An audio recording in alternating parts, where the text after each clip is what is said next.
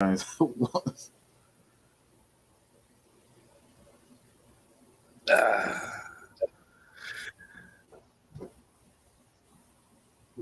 and gentlemen, boys and girls, what it do, people? This is your weekly edition of Atlanta Falcons Nation, Friday Night Madness. Mm-hmm. As you see me, this is your boy Just K Styles, the sixth man. And to my right, y'all know this fool by now. This is Mr. Bad Mike Sports, the mad scientist, the Matt Ryan lover.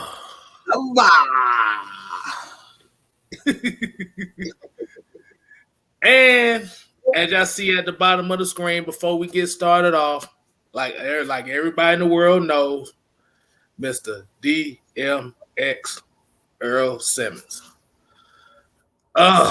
2021 is turning out to be just as bad as 2020. Man. I don't know what to say, man. I'll say this, man. Like I don't know if a lot of people even just know his story, and like I said, it won't be long. We won't be long with this story, but like I'll be remiss if I didn't say anything. I'll definitely be upset if I didn't say anything about this. You know what myself, K Styles, Miss Maggie, especially with Lush Exchange, we're very big on mental health and just keeping positivity. That's what Atlanta Falcons Nation is all about. It's about positivity. You know what I'm saying? We don't always have to agree, but we can, uplift each other and, just try to make sure that everybody leaves having fun and just having a great time.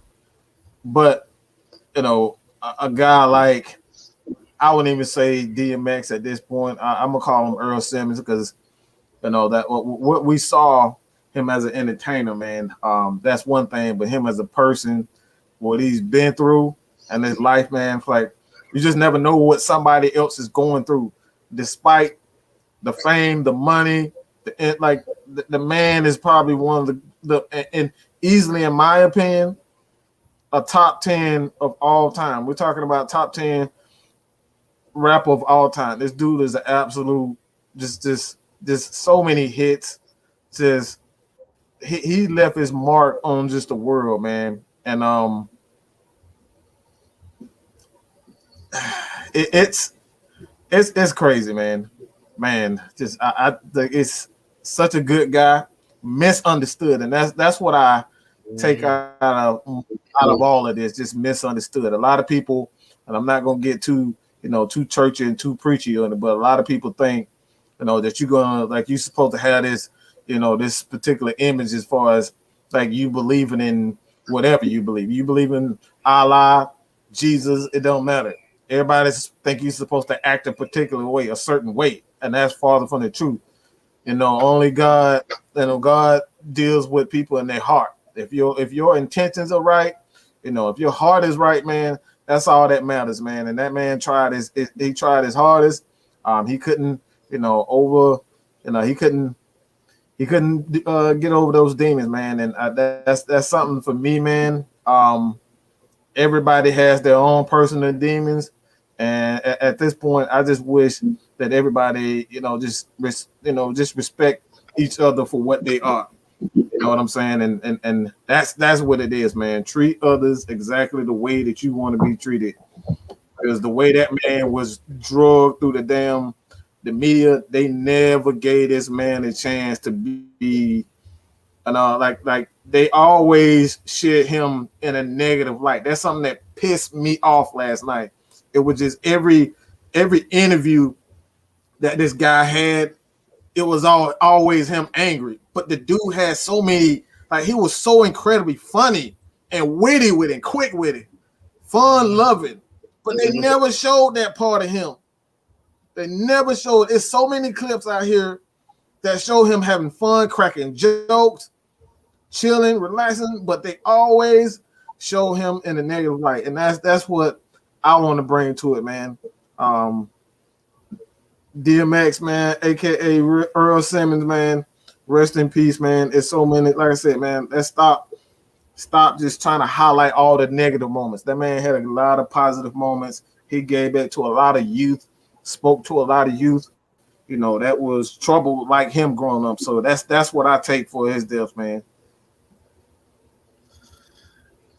Yeah, man. Like you said, you give your people, you give them their roses while they still alive, man. And absolutely, and, Funk Master Flex kind of got on a lot of celebrities because he felt like a lot of people were RIPing DMX just for the clout. Oh yeah, I saw a lot of that. So it's like, hey, at the end of the day, man, hey, he lives. Like I said, his music will never die. He may not be here with us in the physical, but his music and his spirit's gonna live with us forever. Without question. The real dog. Mr. Earl Simmons. You ain't really. You let the dogs AKA Ja Rule tried to rip his shit off. So we can talk into that too. Yeah, we can go there, man. That man. But like I said, we keeping this one respectful here. Like I said, we wanted to get a little 6 minutes for DMX, and like I said, prayers to the family and stuff too. And like I said, everybody that has mental illness, like I said, just make sure you consult to somebody that you care about. Like I said, I saw John Kelly here say he has mental issues and stuff like that. That was it. You talk to somebody. You talk to somebody you trust. That's the best way to do it. Absolutely, man. Talk to somebody. Seriously, man. Seriously. That is no joke. That's why we got Lush Exchange, man. You can always check out Lush Exchange for her daily motivationals. Like, really put effort into helping people as best we know how. Like, we just try to provide you with any type of assistance that we possibly can. But let's get straight. Oh, DMX and Aaliyah are together again. Absolutely, man. Yeah. You know what I'm saying? That's hey, man. Look, man. He's resting. A good guy resting, and like I said, man, that's the beautiful thing about it. He's no longer, have to deal with this craziness that we call the media. All right, don't have to deal with that. The man is resting in peace, man. But what we got for him, Mike? I don't know if I really want to get into it, but oh my gosh! But before we do, let's go ahead and shout the people out that in the chat right now. Because it's real heavy right now. Let's go and shout them out. Like I said, we got Tony Wright in the building. We got William Angel in here. We got Trish Chimenium in here. Brian People, Bobby Boy Zone 3, Twisted Torch TV, ATM 3405. LS in the building. Let's see what we got Marco Papaleon. We got Nathan, Joseph Thornton. We got Trey, John Kelly, Brian Peoples. If I ain't say your name right now, it's gonna come up later on. We gotta get to this first topic right quick. Okay, Quentin Willis, what's going on? God damn, boy, they coming in heavy right now. Speed Falcon game. Jack Savage, Ghost Peppers. Oh man, hey, so I mean we about to get to this first top about to be real heavy. What you got for him, Mike? Hey, should we get into the real heavy topic? Might well give them what they want to hear. You ready for that one? Hey, man. Oh, Lord. Oh, my God. Oh, my God. Wait a minute. You telling me Smithers is on that bullshit again? Man, that dude is on the bullshit, man. Straight up. This dude just won't shut the hell up. Okay, so I'm gonna ask. So before we get to that, so I'm gonna ask a question to the folks. Everybody knows I call them Smithers, right? I'm talking to the people in the chat. Right. You want to see what I'm talking about? That man is. You telling me that ain't Thomas Dimitroff right there? Bro, the hair and everything. Come on, bro. Come on, man. Y'all can't tell me that man ain't Smithers, bro. The hair is on point with the glasses. Oh man, that man is Smithers to a T, bro. I told you, bro. I don't call people nicknames without some type of form of proof. That man, that's Smithers to a T, man. Good God. That is Thomas Dimitroff. Yeah. Right. Everybody looking like, wait, what? Yeah. So go ahead, Mike. I didn't want to throw that out there right quick. Hey man, look, it's if you guys haven't heard the first time, like that really got me to the point where it's like, man, if you don't shut up, like man, this dude literally said out of his mouth that he was pressured into drafting Julio Jones. Like, it's Julio. You embarrassed because you was quote unquote pressured into drafting Julio? The dude is going into the Hall of Fame. Just like that makes you look bad anyway to say that you did not want to draft Julio. That right there is strike one. Strike two is drafting Peter Cons, okay? That's strike two. Strike three is what we heard today. Rich Eisen show. All right. I think it was the Rich Eisen show. I forget which show it was, but he was quoted as saying that he would draft Justin Fields.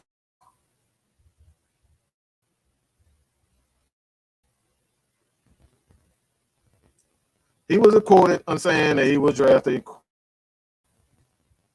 Justin Fields.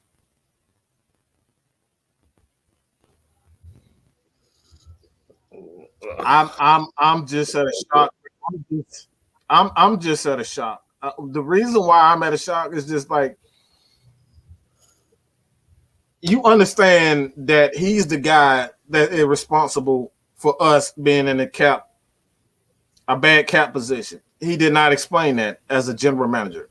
Never explain the cap issues when it comes down to drafting a guy like Justin Fields. How are you a general manager and you're looking for a job and you the first thing that comes out of your mouth is saying you'll draft Justin Fields, not even understanding the financial ramification that comes along with that. Reason why I'm even saying that today, another report from Ian Rappaport, quote unquote Ian Rappaport, that was stating that people believe that the Falcons are going to take a quarterback.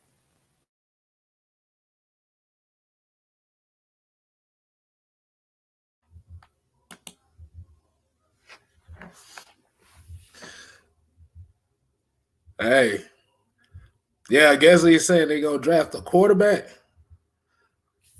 Wow.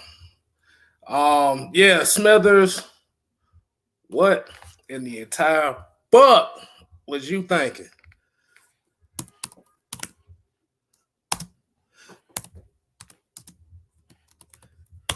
But I'm about to say we about missed the whole half-ass rant over there, boy. You all right? I'm all right. I guess Smithers trying to shut me up. I think Smithers trying to shut me up. Smithers trying to hijack the damn show, y'all. Smithers hate. Yeah, Smithers I hate. Smithers trying to hate on me, bro. But look, basically what I'm saying, man, it's like what it all come down to it, man. It's like for one, man, you're talking about a guy that's you're fired. You didn't even get another a general manager job. You didn't get a job. You didn't get a job at all. And now the first thing that come out of your goddamn mouth is I want to take Justin Fields. Let's talk about a franchise quarterback who couldn't beat out you couldn't beat out a quarterback that's in the NFL right now. You couldn't beat out the quarterbacks in the NFL, and this dude is on a practice squad. He's on the practice squad. It's the same guy that you want to be a damn franchise quarterback for the Atlanta Falcons because he runs fast and you want to sell tickets. Which get into my next point. I'm gonna throw this up. I was gonna wait for this, but I'm gonna throw this up right there. Why would I put this out? Why would I say this right here? Bob Whitfield's thoughts on the fourth pick. If you guys haven't seen the Atlanta Sports Unlimited episode today with Bob Whitfield and Terrence Mathis, Bob Whitfield basically said the only reason why he would draft a guy like Justin Fields is for to sell tickets, to get the fans excited. That's it. Never said anything about his never said anything about his ability to play the ball, to play the game. He said you draft a guy like Justin Fields because he sells tickets. He gets the fans happy. That's how you lose. This is how the Atlanta Falcons stay at the bottom of the league doing shit like this. That's the only reason why you drafted a guy like Justin Fields, because you want excitement and you want to sell tickets. Then goes on to say, all right, you check it out yourself. What he would do was draft Rashawn. What's the tackle? I forget his name. Rashawn Slater. He said he would take a tackle at that point. He believes that Rashawn Slater is a guy that you can. He's more. You can move him around to different spots. He believes that he is a better, a more versatile technical tackle than a more versatile offensive lineman than Penny Sewell. So he would take Rashawn Slater. He likes Rashawn Slater over Penny Sewell. I can kind of see where he go with that, but for me, man, Sewell is just that dude. He's just too physical. He's an animal. I wouldn't necessarily do that, but I'm not like when it all comes down, Bob Whitfield would rather go offensive line than go with Pitts or Justin Fields. And like I said, the only reason why reason why I brought up, that video is essentially what we've been saying all along. It's all about pleasing the fans. If the Falcons if they end up drafting Justin Fields, it will be because they want to sell tickets and nothing more. That dude is not a great quarterback. He can't throw. All right. He can't throw. He can throw real far, but his arm talent is extremely inconsistent. You might not like it. You might hate it, but that is just the facts. Even going through high school, the dude has been inconsistent. What are your thoughts on that? I would say it's inconsistent in a way, but I would take his inconsistencies over Zach Wilson's, to be honest with you, because I read a report. I don't know if it was I forgot which quarterback it was that said it, but he was saying that Zach Wilson, his main issue is that Zach Wilson tries to make the goofy ass throws. Like he throws off his back foot and stuff on purpose. And like you said, you would say like Justin Fields being inconsistent, but his thing is more mechanical than it is really anything else. Like I said, his elongated delivery is what really holds him back. You can work on that. But if you got a quarterback that has a good delivery, but he's trying to throw wild NFL street passes out there, and like I said, this is not a knock on Patrick Mahomes because Patrick Mahomes don't do this a lot. But Zach Wilson throws too much off his back foot for me. But to get to your point where Bob Whitfield was saying about the tickets thing, I could see that because what the Justin Fields pick would be is if you pick him at number 4, you're pretty much hoping that Matt Ryan fails. That's what the fan base is going to be looking for. Is they hope Matt Ryan fails because that's why they're going to really buy the tickets because they want to be there at that game where he just fails so much that Justin Fields come in and lights it up. That's what they're hoping for. But like I said, at the end of the day, if you really want to make a statement, if you want to make an impression, you have, like, especially at that high of a point, you have to draft players that make immediate impacts. I'm sorry. Like I said, the salary cap looks very, very bad. Like I said, you blame Smithers on that. I don't want to call him Dimitroff. I call him Smithers. Smithers, man. Because if you draft the quarterback at that 4th overall spot, that means like I said, next season, your 4-year Lucan is gone. You draft Justin Fields, Lucan is gone, or he might get traded before the deadline. Mm-hmm. I'm just gonna keep it real. Like I said, yeah. Like I said, Lucan is gone, and then they probably gonna have to move from Deion Jones or Grady Jarrett. Because you're not going to. About that, you're going to have to move. You can't move around. You can't move away from Deion Jones because you just restructured your contract. So it's going to be a bigger hit if you get rid of him this day. Right. So, like I said, if you draft a quarterback after just restructuring your quarterback, see, if you're drafting a quarterback after restructuring your quarterback, that looks bad. That's basically a Dimitroff move right there. That's a Smithers move. That's a Smithers move, and that's what I'm like. That's why I'm having a hard time with like these damn. And I know a lot of this stuff is designed to create confusion. I understand that, but it's like we're talking about common sense, and if this is the season haven't begun yet, and they're making moves like this. Terry Fontenot's like, look, we're gonna fail. We're gonna fail. And I'm just gonna say this right now. If we end up doing that after restructuring Matt Ryan, you're making the contract for the contract issue here in Atlanta worse. If you're drafting a guy like Matt Ryan, the dead cap this year, guess what? It's $65 million. Next year is 40-something, 48, I believe.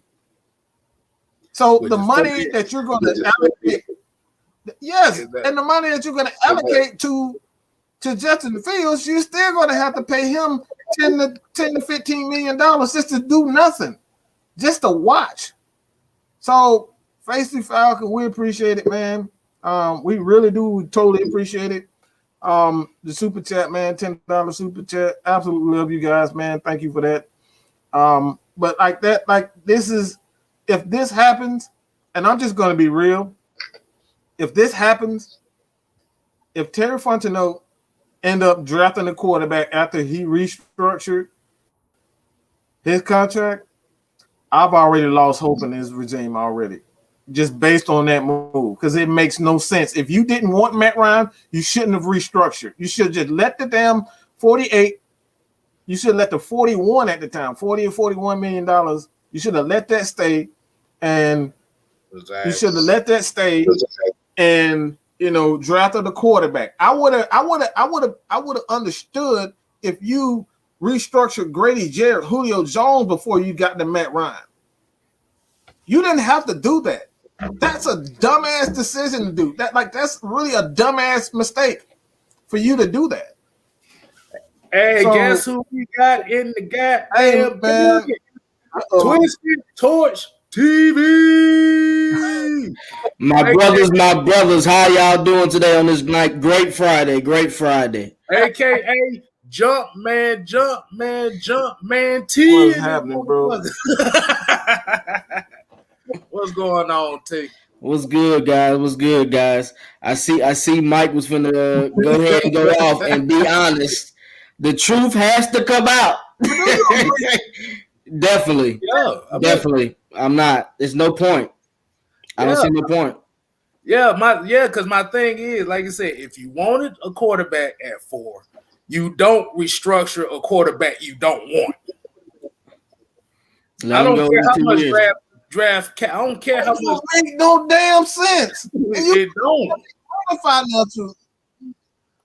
So my thing, is to a lot of the fans that is like basically looking at, okay, if we don't draft a quarterback, we done for the team.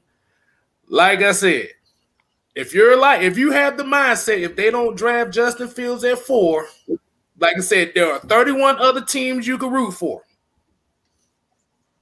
I'm just gonna say it right now. There's 31 other teams you can root. You could be a Tampa Bay Buccaneer fan for all I care if you want to go down that route. But at the end of the day, you cannot betray the team.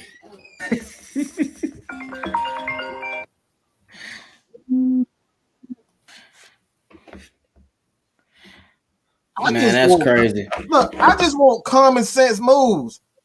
Like, you don't want seriously. If you're going to draft a quarterback, why the hell are you restructuring Matt Ryan's? That makes no sense. You put him in even better. You put him in even worse position by doing it. And that's a terrifying to know. Like, bro, what the you doing? If that's the way you're going, I've already lost all hope in you. They damn won, Dina. You done fucked up. They damn won. Do you think he's are you talking about as far as with the Trey Lance rumors?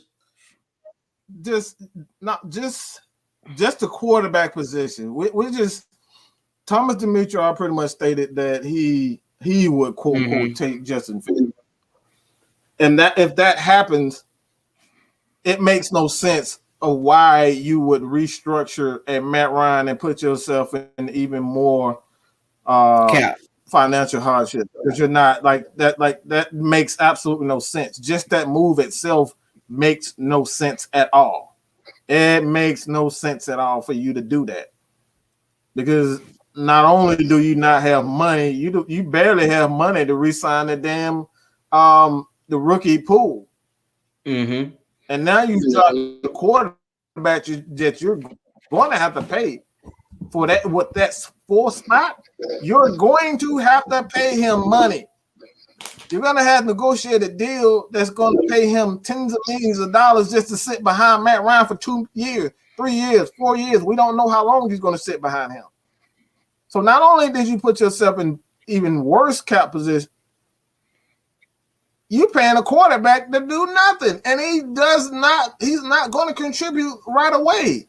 How the hell are you making the team better by doing things like that? And he might not stay. That's the way he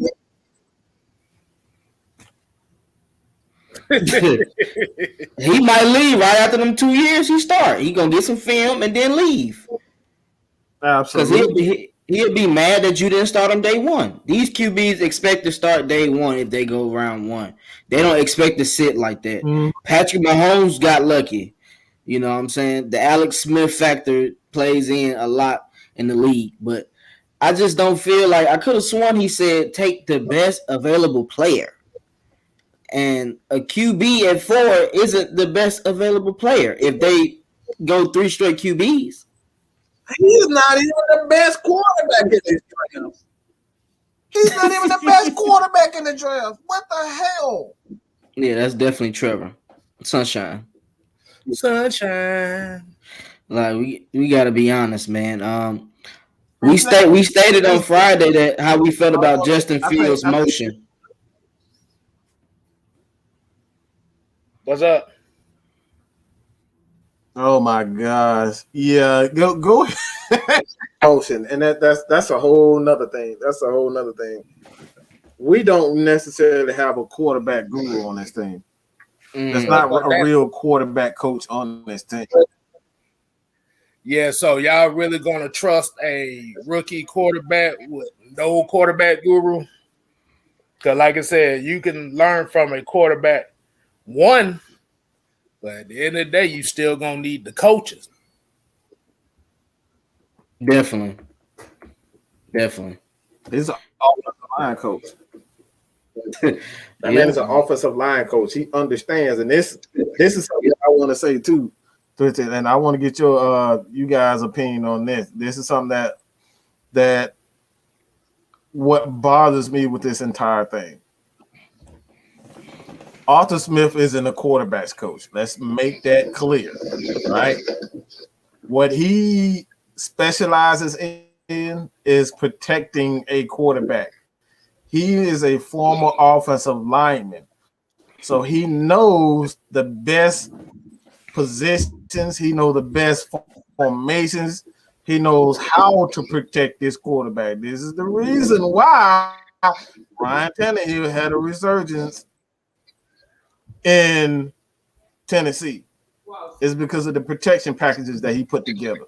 A running game, get the ball out of his hand quick, let him use his athleticism, move him around in the pocket, get the ball out of his hand quick. So I want to know what you guys think about. It's like what? How is it? How is he going to teach a guy like Justin Fields if his level of expertise is more so the running game and the offensive line? How is he supposed to help? I mean, that's my thing. If he's gonna do that, he's looking for a run and pass option QB. Because I don't think he's gonna be able to make Justin Field or Trey Lance go to the next level off of his just teaching. I think he can just set them up to make certain plays and just play to their strengths. That's the only way he can actually get to them. I don't see him actually being able to help them go to like Peyton Manning or, you know what I'm saying, Tom Brady as far as they reading the field and scanning. I don't see that. I see him shortening up the field and he's reading one side at a time. Quick throws. And then throw deep after you run the ball a couple times. So it's basically gonna be like he said, run it up the gut, run it off the tackle, play action. That was it, and that's gonna prolong even your most seasoned quarterback. You see what happened with Tom Brady. See what happened with Drew Brees. You see what happened to these older quarterbacks that get into these systems where they don't have to sit in the pocket for 2 seconds. They let that thing rip. Mm-hmm. Now, there was a comment here that I wanted to see, asking about Dave Ragone. Is he supposed to quarterback coach? I'm looking at quarterback coach. Who was the quarterback in Tennessee in 2000? In 2013? We're looking at him just as a quarterback's coach. In 2013? Yeah. Who the fuck was it? Well, that lets you know that didn't work out. We don't remember who the hell it was. I know they had Locker for a time being. They had Hasselbeck. Mm-hmm. But the thing is, you want to have a known quarterback guru, not just like anybody could be. Well, I ain't gonna say anybody could be a quarterback coach. You could put a quarterback coach in there, but you got to have a guru that specializes in taking him to the next level. Because even when we talk about Ryan Tannehill and his resurgence in Tennessee, most people forgot he was a 4,000-yard passer in Miami. So it was always there. Speak the facts and play. Mm-hmm. It wasn't like he was a bum in Minnesota. Because from what I look at with Ryan Tannehill, he was a consistent 3,500, 4,000-yard passer. So Yo, don't really base it off of, because Tannehill wasn't bad. He just wasn't great. hey, that rhyme. Put it on the t-shirt. We either get Kyle Pitts or we stack picks. It's that simple. If it's not that, we lose and we can't. Okay. All right, so I got Tannehill's numbers here from 2012 to 2018 in Miami. He had 4 seasons where he threw over 3,300 yards. He had 2 seasons over 4,000. And he had a couple years where he was hurt, where he threw almost 3,000. So I wouldn't call it a resurgence. Mm-hmm. That's all you need with a running game like that. Lord, there go my boy in the chat tonight. My boy Ed. what shit he gonna talk right now? That's my homie. So he's off limits. Yo, this is a fact. Yeah, Buccaneers. You better watch out. Don't dumbass shit about man. You good? So my question about the whole Kyle Pitts thing is, what is this? What do y'all feel about this news about Jerry Jones? All of a sudden, he talking about he want the whole. Want to get him. He want to give the whole farm to get him. He ain't got nothing for me. I'm straight. We played him this year too. I ain't letting no NFC team get better. I'm sorry. Everything, if we trade down, it got to be all AFC. Is that all AFC? Shit. AFC, unless it's just a trade we can't turn down. Shit, if you gonna look, if you're gonna be from the NFC, boy, you better give everything up. The draws off your ass too. All that better come off if you're trying to get this 4th overall pick. Hey, I had brought up a little scenario on my show I did today. I don't know if y'all seen it, but I said the Broncos want to trade up. So I said to trade up, I need Von Miller, your 1st round and your 3rd. I'm sorry if I'm being modest, but I need the farm. Hey,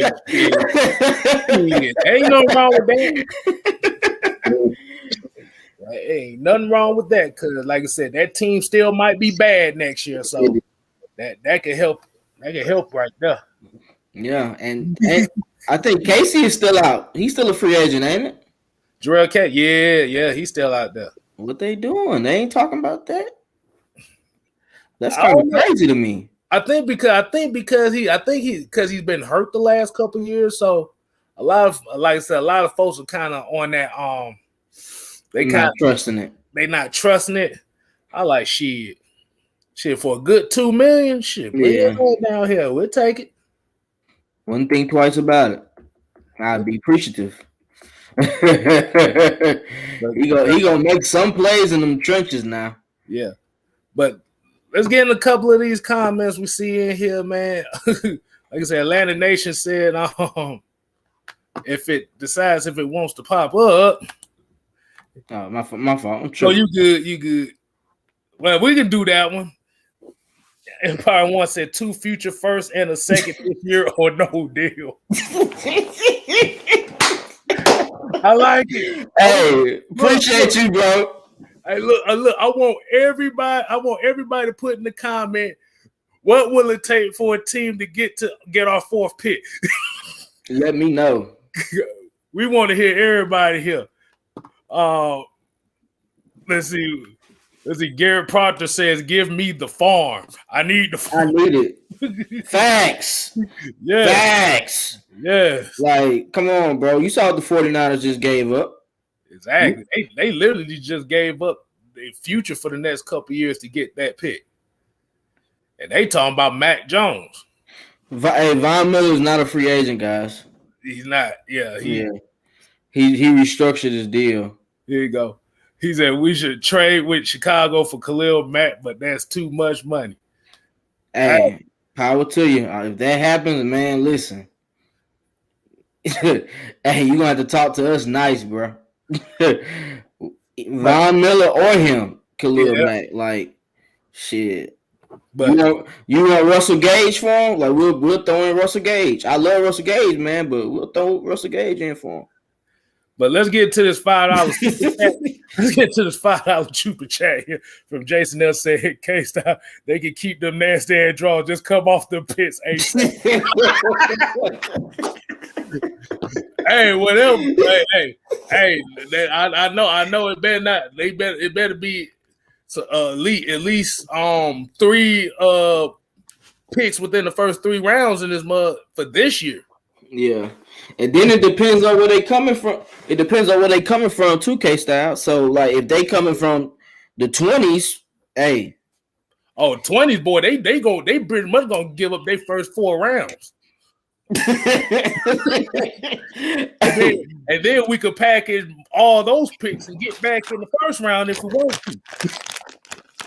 Man, you got a will and deal in the draft, bro. Exactly. Brian People said, I'll take the whole damn house, including the welcome mat.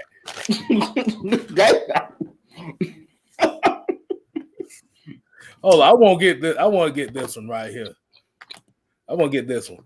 Okay, so John Davis said, y'all love Matt too much for me. I'm a fan number 2, but he's got to receive some of the blame for our problems. Hey, before Mike get on here and go on a rant here, let's let me know you really don't watch this show that often. We didn't say he gets no blame. We just saying he's not going to get majority of it. At the end of the day, it's still a team game. And I will say this for any quarterback, not just Matt Ryan. So like I said, that the issue right there is if you're not going to shit on Matt Ryan, you're technically kind of the bad guy in Atlanta Falcon land for some reason. But fuck it, I'll take it. They're gonna say that regardless, K. Hey, bro. Loss is on the QB, and Ryan understands that, man. He don't trip about that. He just go out and try to play his game. But we saw 1,000 times him literally dropping back and having 2.5 seconds to throw the ball. On routes that you need at least 4 seconds to develop. Okay, and then let's turn it to the other side. The defense, they have QBs have 8 seconds in the pocket, and then they looking like all-stars. You know what I'm saying? Throughout the years of Matt Ryan's career, Geno Smith, come on, bro. Come on, man. You saying our defensive line playing freeze tag back there? They get touched, they just like this. Okay.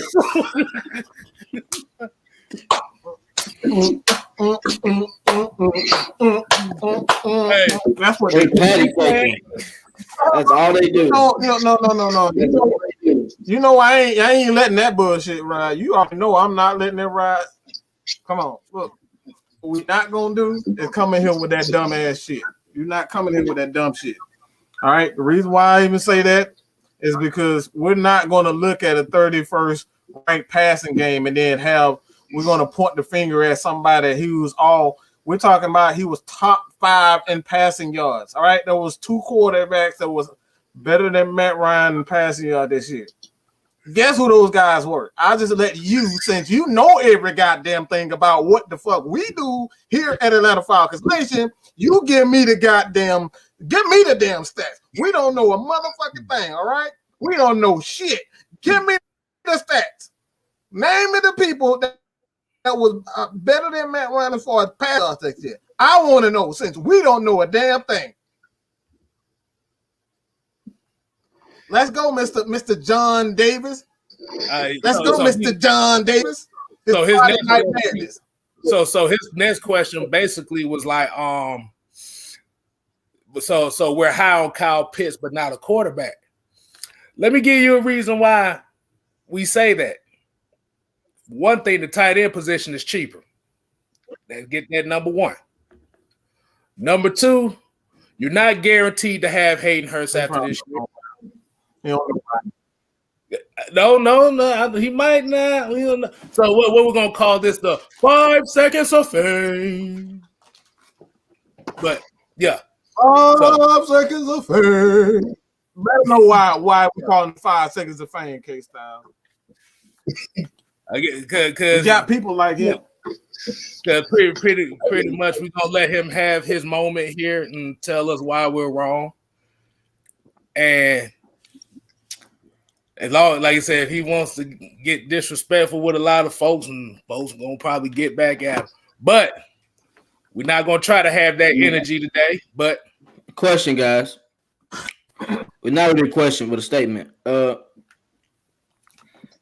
we're drafting a person at number 4, we're expecting him to start.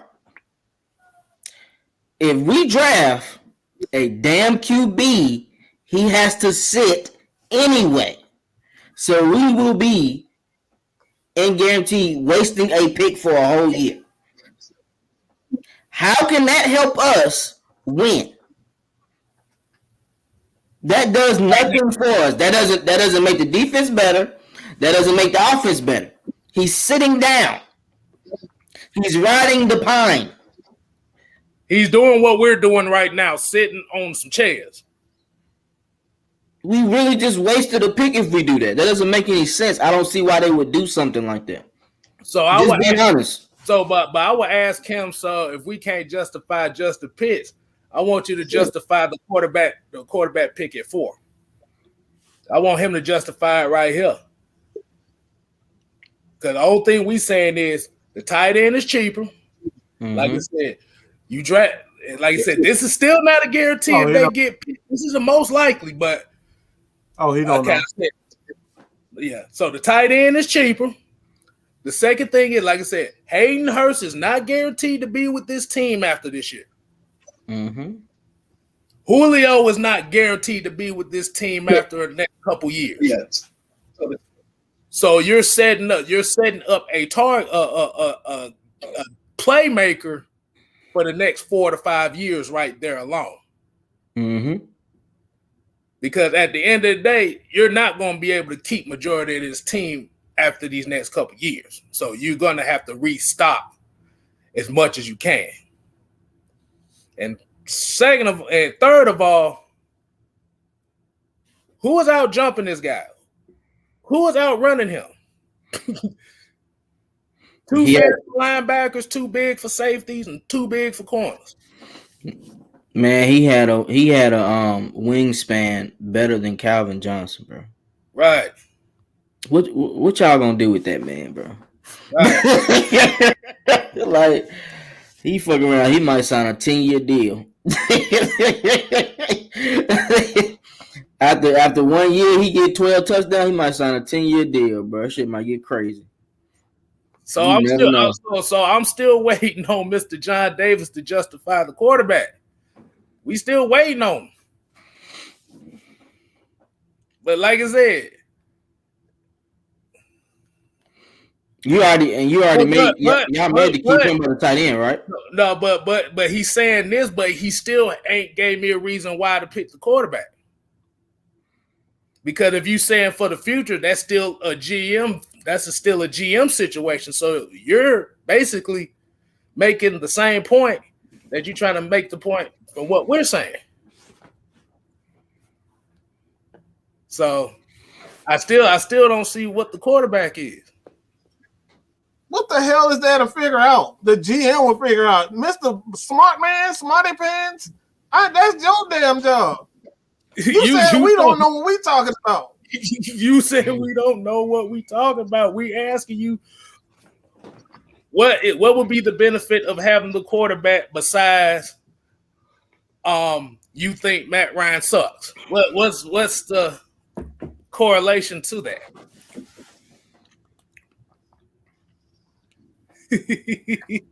Man, that man read football 101 for dummies. All right, that's what he does. Exactly.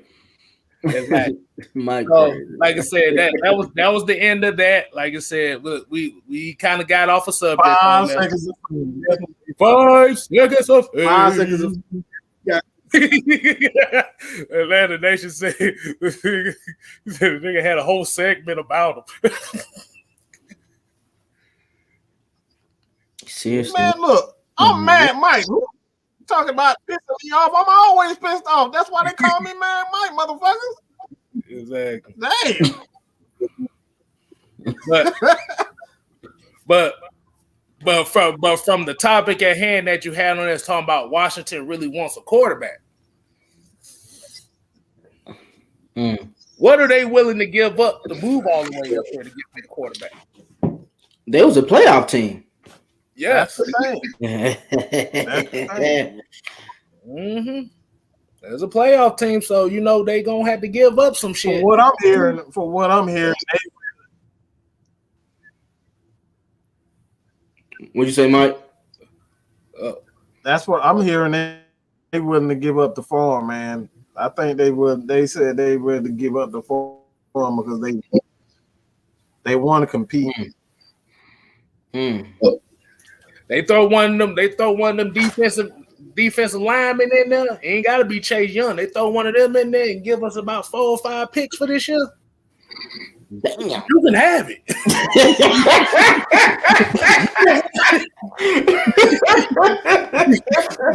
Yeah, we good. Hey, yo. You going to throw Montez Sweat in there, something. Jonathan Allen. Oh, man. Yo, you crazy, bro. That's a lot, bro. We'll be set. We ain't got to worry about nothing. And we still get our picks every year, guys. Exactly. Yo, somebody just called Mike the Richard Pryor of YouTube. Yeah, because that's a hell of a compliment. Exactly. Hey, Mike, look at the compliment you got, man. Called you Richard Pryor. Fire. Oh, I'm about to say he doing silent films over there again. But yeah, like I said, Washington want to get up to that number 4 spot. They better come with us. Hey, I don't think I'm that damn funny, but I know. Yo. Hey man, I don't know what the hell's going on over here.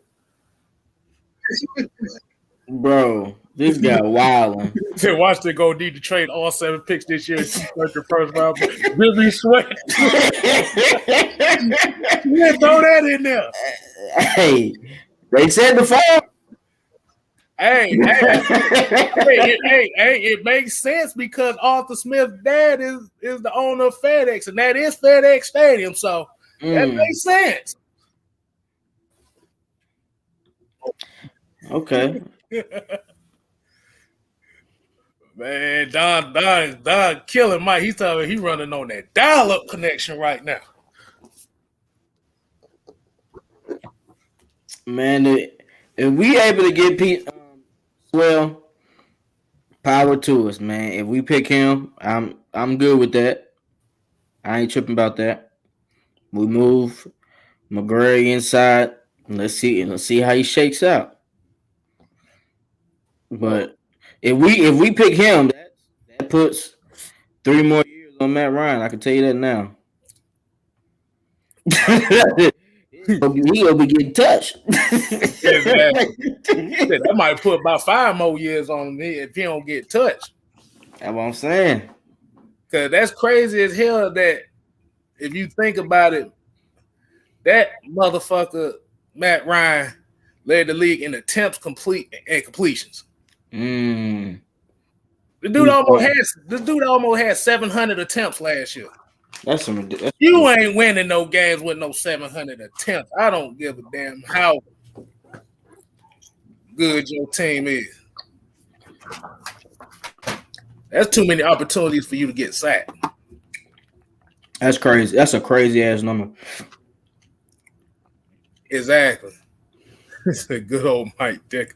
I guess he talked about the Ricky Williams thing. And he put Ricky Williams in a wedding dress too. So yeah, let's see what else we got. Yeah, Tony, right? Yeah, about 627 attempts. Like that's a crazy number, bro. That's unacceptable. That shows there's no balance. Mm-hmm. You got to have some type of balance. Then I'm gonna call it spade, bro.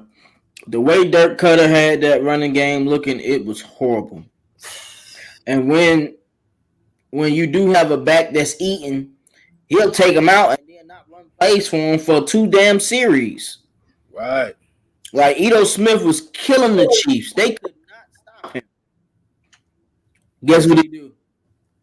Put Brian Hill in. Exactly.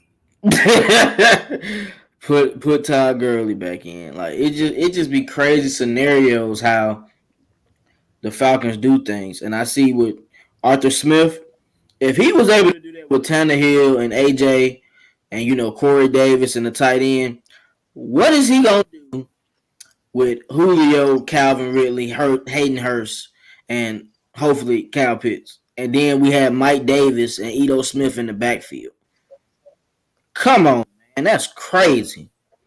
That's 40 points if you execute correctly and draw up plays at the right time. Right. That's easy 40 points. Wait a minute. Hold on. Let's see this. Phoenix Gamer said still wouldn't be the most because Matthew Stafford had a grand total of 725 pass attempts in 2012, but didn't even have 30 touchdown passes. Yeah, that's an issue right there. That is no balance at all. I'll be damned.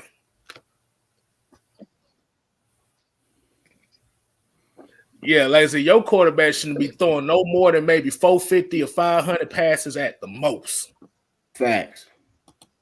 600 to 700, shit, hell. That's why Joe Burrow got his ass hurt this year because that dude was on pace for about 800 passing attempts this season. That's why he had 400 in 9 games. Well, 10 games. Man, that's embarrassing, bro. I really can't believe that the past 4 years we've been 28th, 29th, or 30th in the league, and running the ball. Right? How does that even come up? How can you not even be 20th or 21st? How are you at the bottom? That means y'all are really missing assignments and you are running the same plays as far as in the run game. That just don't make sense. Like the best run plays we got was draws, H-back draws. Right. The halfback draw. That's all they ran was halfback draws and quarterback, not quarterback, but running back dives. That's crazy, man. Man. But yeah, like I said, I'll take that back. I did the calculation. Yeah, Joe Burrow was on pace to throw for almost 650 attempts this year as a rookie.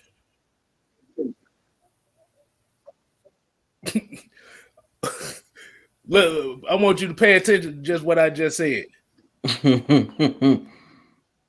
You sure you you already about to throw your quarter? Like I said, and everybody need to take a lesson from David Carr and what happened to him, because they threw him out there. He got shell shocked that first year. Yeah.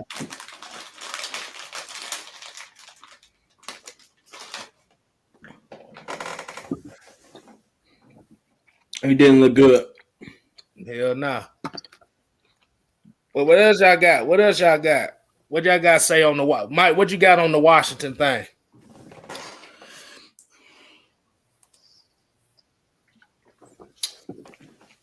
Well, I ain't got nothing on the Washington thing. I got some on these people in here. What you got to say? You ain't.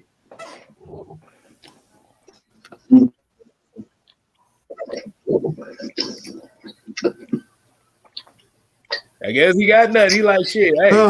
What do I have? Look, that's what you.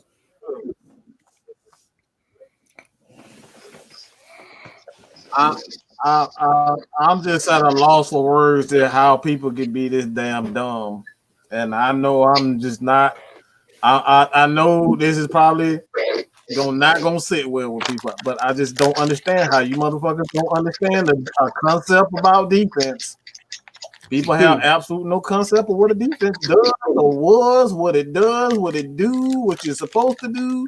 Is it important? Is it not important? Y'all have no concept in anything. Y'all act like this is like playing Pac-Man and all you do is just go eat up shit. Like that's the way y'all think. Y'all got the concept. That's what the hell y'all like. People got concept. It's just all offense, no defense, no special teams, no coaching. You don't have to be a smart GM. All you gotta do is just go out and sign people on the contracts.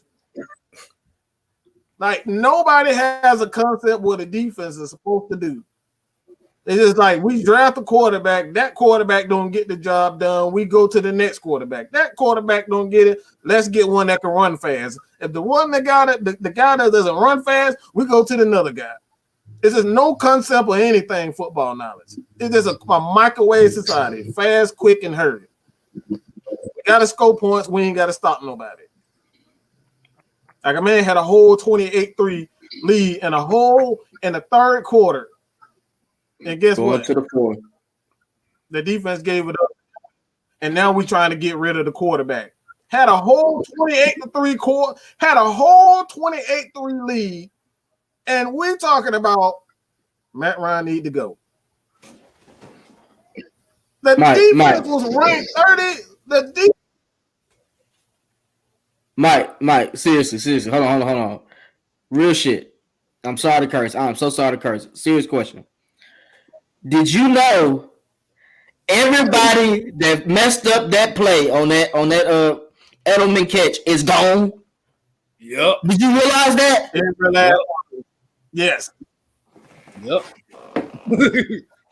Every last one of them. That ought to tell you something right there. Damn near the whole defense is gone except for Dion and Grady.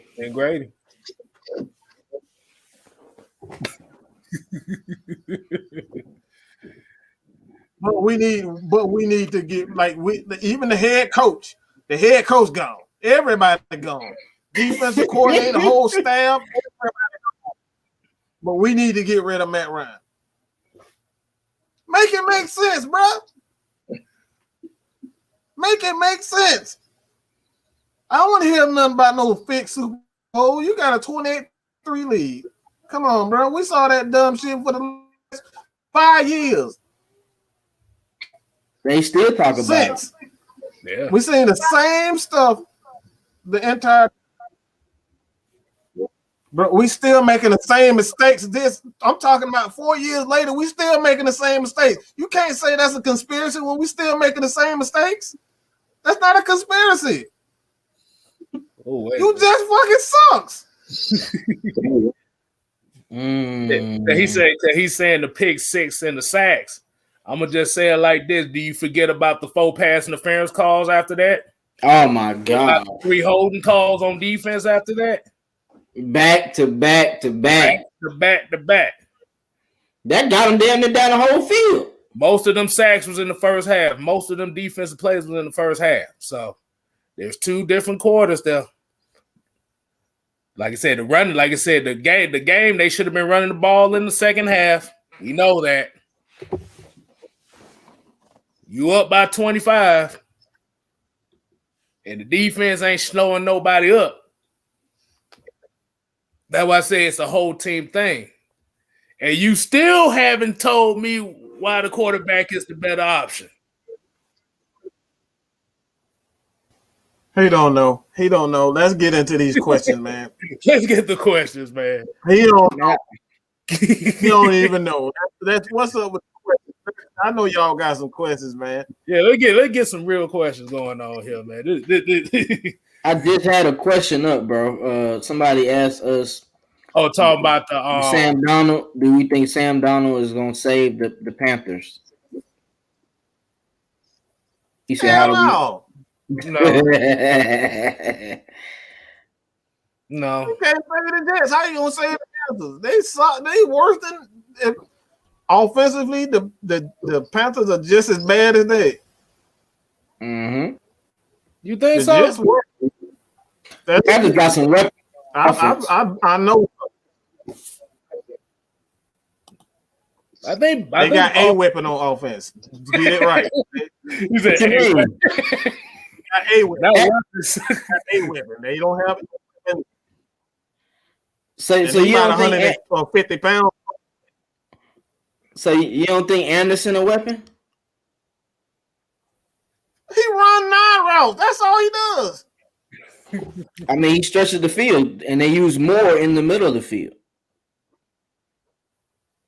They really just need a tight end. He runs and a QB. He runs 9. He's a very fast receiver.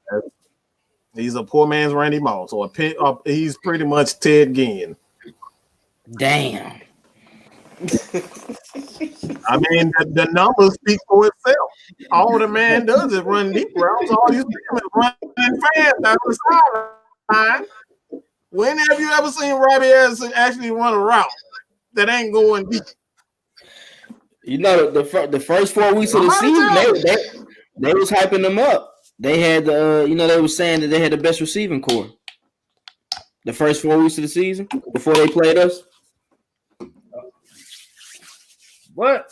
Yeah. Like you said, that could be anything. Remember, the Steelers went 11-0. Yeah, that was terrible. They games the rest of the year, so that don't mean a damn thing.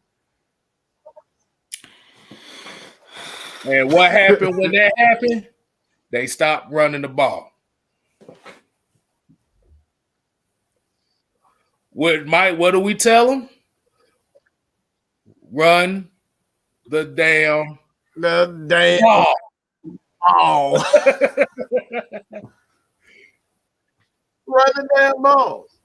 That man ran from hold on. I see these comments and I'm like, the man ran away from New York to get away from him. He ran to damn get away from him. Now he's supposed to save his life. Like that motherfucker threw a goddamn we gone from New York.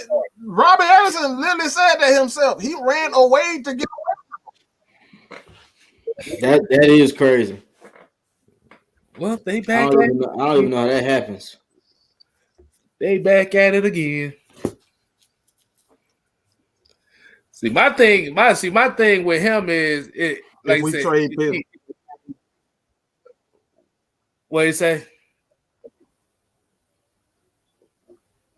Say I'll find hard root for far knowing blank if they pick a quarterback. One that's talking.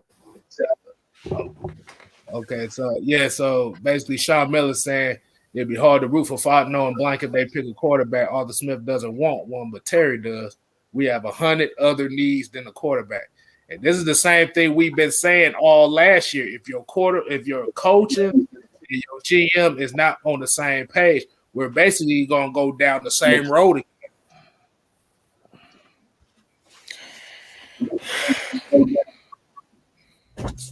I'm convinced sometimes in these comments it just be crazy, man. Right. My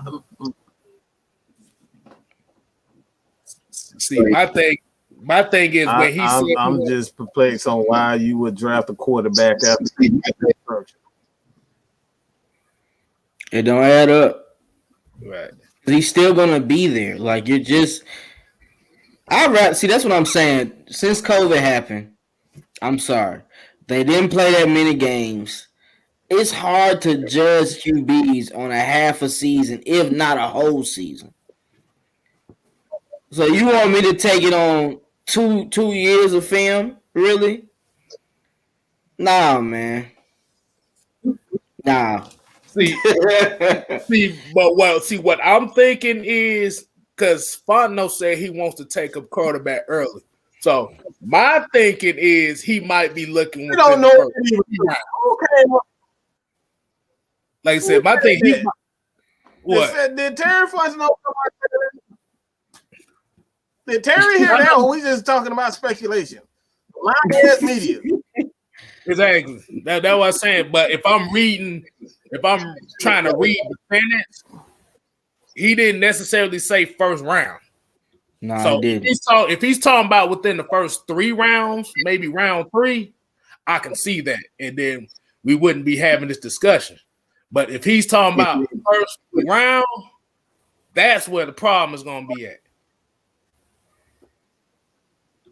Definitely.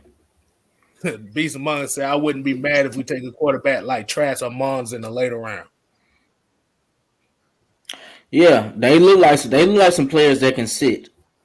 Right. We just got listen. We all know that we gotta let them. we all know that Terry has to send smoke screens to make people trade up. Exactly. If you don't send that smoke screen, you don't want nobody to know what the hell you thinking. We want the farm, fellas. I must admit. And then see, I'm cool with getting back in the later rounds, like around in the 20s. Give me the farm, and we can take our D in like we always wanted, and we good. Hold on, wait a minute. We got a $5 super chat from Mr. Joe Houston. $5.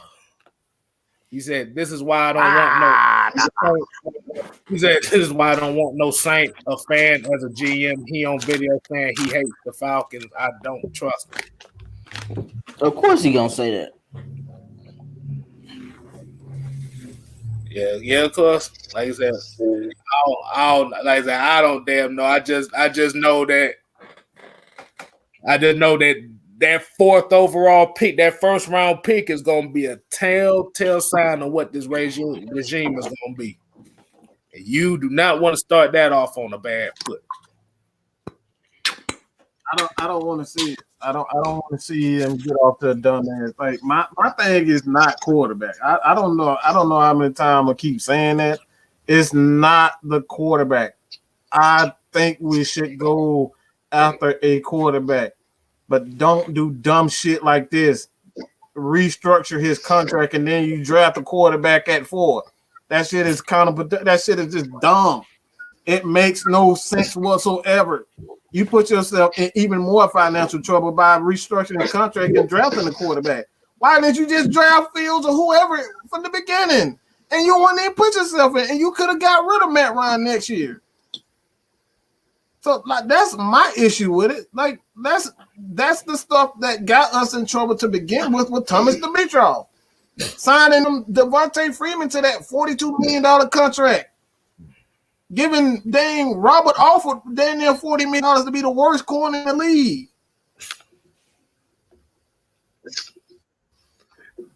Hey, I was about to say, I know me and Mike kind of talked about this earlier, but I don't know if anybody really paid attention to Bleacher Report. T, I don't know if you saw the report on Bleacher Report. They talk about there might be a 6th quarterback that could possibly get drafted in the first round. Who could that be? Is it Kyle Trask? No. Is it Kellen Mond? Texas A&M? Yeah. No. There you go. 4th rounder. They talking about David Mills might be. I wouldn't do it. They talking about David Mills. I wouldn't doubt it. Hold on. I think what is he like 6'6", 6'7"? I don't know what the hell he is. I don't even remember him being in the quarterback conversation. They talking about this dude might jump up into the first round. I think he got good tangibles, if I'm not mistaken. I think that's it. I don't know if he can be a first rounder. Maybe a 3rd. What? Hey, bro, it's all about these damn GMs. They just want to just draft a quarterback and make them special. Yeah. It don't even have to make sense no more. As long as they run fast, they look like a superstar. That's what they ready to put. I mean, like let's be real. Like, what's so special about Zach that I haven't seen in Baker Mayfield, that I haven't seen in Johnny Manziel? I've seen the same bullshit. All right. Only reason why Baker Mayfield is any good this year is because of that running game and that defense. Let's be real. That man was struggling. They took the ball out of his hands. He got weapons. He got a running game, as a quarterback. Yes, exactly. That's a monster running game. They got the best running game in the league. I don't know who Buddy talking to. I don't see who he talking to. I don't see none of y'all at the game when we're on a losing streak. Stadiums be empty as shit, but y'all fans though. I got film of me being at the game. Go to my channel before you talk to me. I don't know who you talking to. Exactly. I don't have to post shit up to let you know I'm at the game. But my question to you still is, where's the quarterback justification? He don't have it. None of it. You still jumping away from the subject.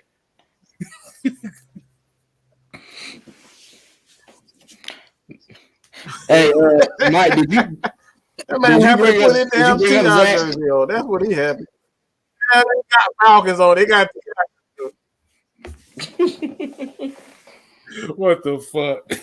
Zach. Oh, what Tony Wright said, David Mills would be a good draft pick in the third round. Like I said, third, fourth round, I can see that, but first round is that's jumping the gun right there. Nah, he had a lot of mistakes though in his games I saw. Yeah, I didn't see too much of them, and that's the thing. And somebody said in the chat too, it was like, really outside of damn Justin Fields, not Justin Fields, but Trevor Lawrence, who is the surefire quarterback? Cause hell, even Trevor Lawrence got flaws in him. Mm-hmm. He still can be taught. Yeah. You don't got no for sure QBs, man. Like a lot of these QBs are gonna be like work in progress. You know what I mean? Like they're gonna have to be helped a lot as far as the play calling. Right. I don't see no coordinator just breaking open the offensive playbook for them. Santana here came with one. He was like, is it me or did Micah Parsons fall off? People had him but yeah. Like I said, after that whole thing that came out with him at Penn State, it kind of threw everybody away from him. Let him go down to the second round. He gonna get picked up probably late first round, early second round. But like you said, like his former teammate, he up there rubbing. He doing things he ain't supposed to be doing. Let's just say that. We just gonna keep it at that. He doing things that if he did in the NFL, he be getting the Geno Smith punched in the jaw treatment. Let's just say that. But yeah, like I said, he probably gonna be late first round, maybe second round. It'd be fucked up if he dropped to the third round. You definitely, whoever pick him up if he drops to the third round is definitely gonna get the steal of the draft. That'll be cold-blooded. Exactly. Humble Brando says here they're hyping Matt Jones so much, but he looks like a modern day Ryan Leaf. No, Matt Jones looked like the prototypical Alabama quarterback. Mm-hmm. They, like I said, name me a quarterback out of Alabama that's been any good outside of Ken Stabler. Ain't too many. Ain't none since him. And that's the same thing we say about Ohio State outside of Who was the last quarterback? Yeah, a lot of these big name schools, boy, they quarterbacks in the NFL ain't worth jack shit. Nope. Damn. Wow. Yeah, Tony White said Joe Namath, but that was before Stabler. That's even worse. So you telling me Alabama ain't had a reliable quarterback in the NFL since the 60s? Yeah. It don't make sense, That's man. the problem, dog. Like you said, you could be the quarterback of the best program in the nation. But what can you do when you, like I said, when you get to the NFL? Are you able to translate that success to the next level?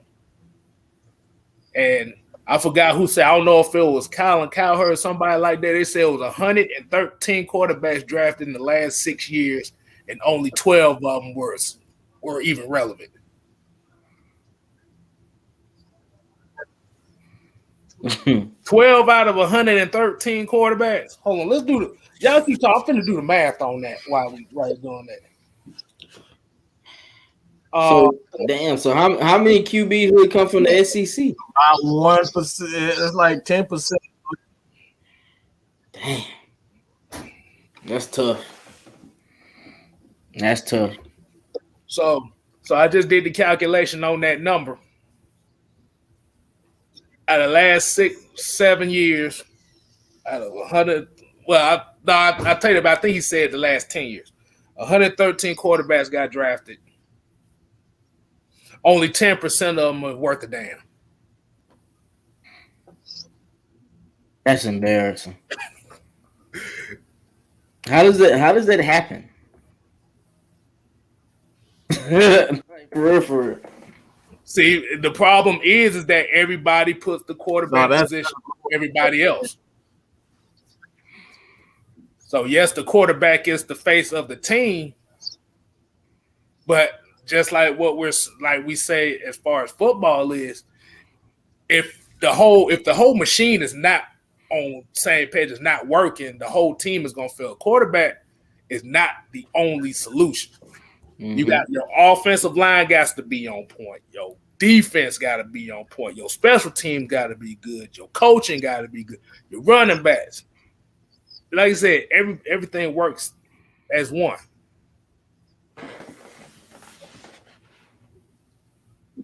And Carl Johnson said, plenty of other positions. You're right. There's plenty of other positions. Because you have to remember about 70%, about 73% of all the NFL rosters in the NFL right now. No, I say about between 60 and 70% of all NFL rosters are made up of third-round picks or later. They still got something to play for, okay? You got to. They ain't getting paid that cheddar. They ain't getting paid that cheddar, and they don't have that expectation. People think, okay, the first round pick is the automatic success. That is not true. That ain't true. That, like I said, that's more pressure. And you think, especially, let me look at Jordan. Look at Jordan Love trending right now. They got Packers fans talking about they don't want to see this guy.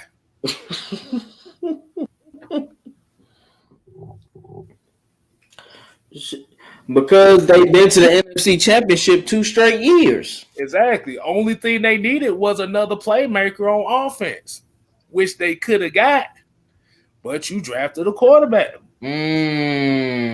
So you think if they would have got Denzel Mims, who was one of the best receivers in that draft that year, instead of Jordan Love? That one offensive player may not sound like much, but that will make a big ass difference.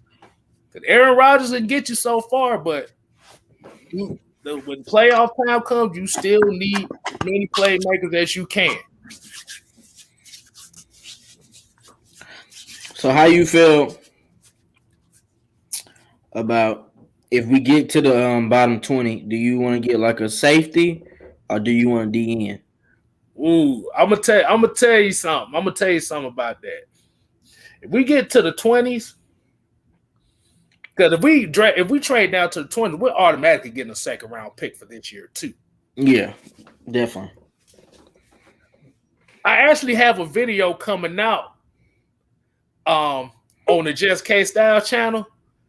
If the Falcons trade down, this is the guy that I want. We gotta check that out. You go check that out. I'm not gonna say the name. Just be on the lookout for it.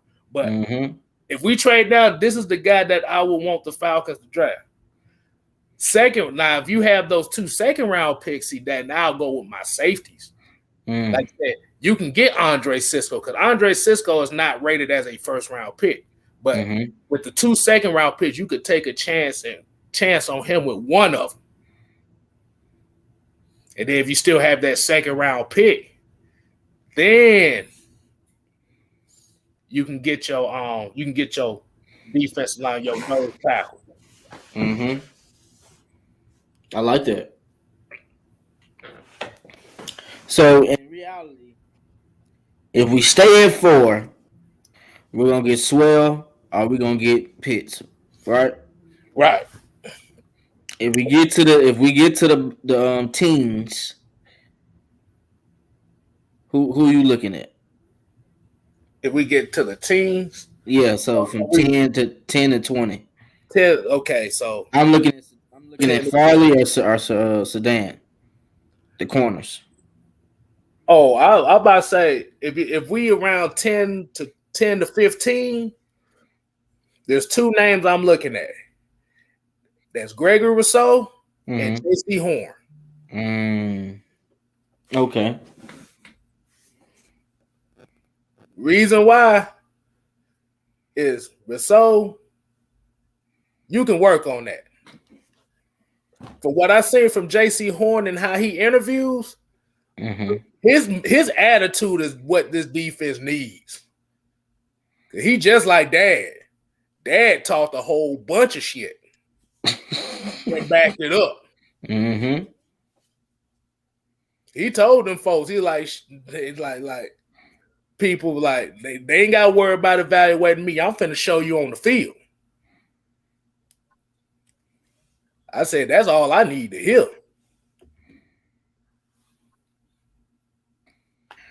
Them 4 people like is in play. So I'm cool with all 4 of those names, and you said in the 20s. I'm saying I'm 20. No, you know what? I'm gonna give you the name. In the 20s, Zaven Collins.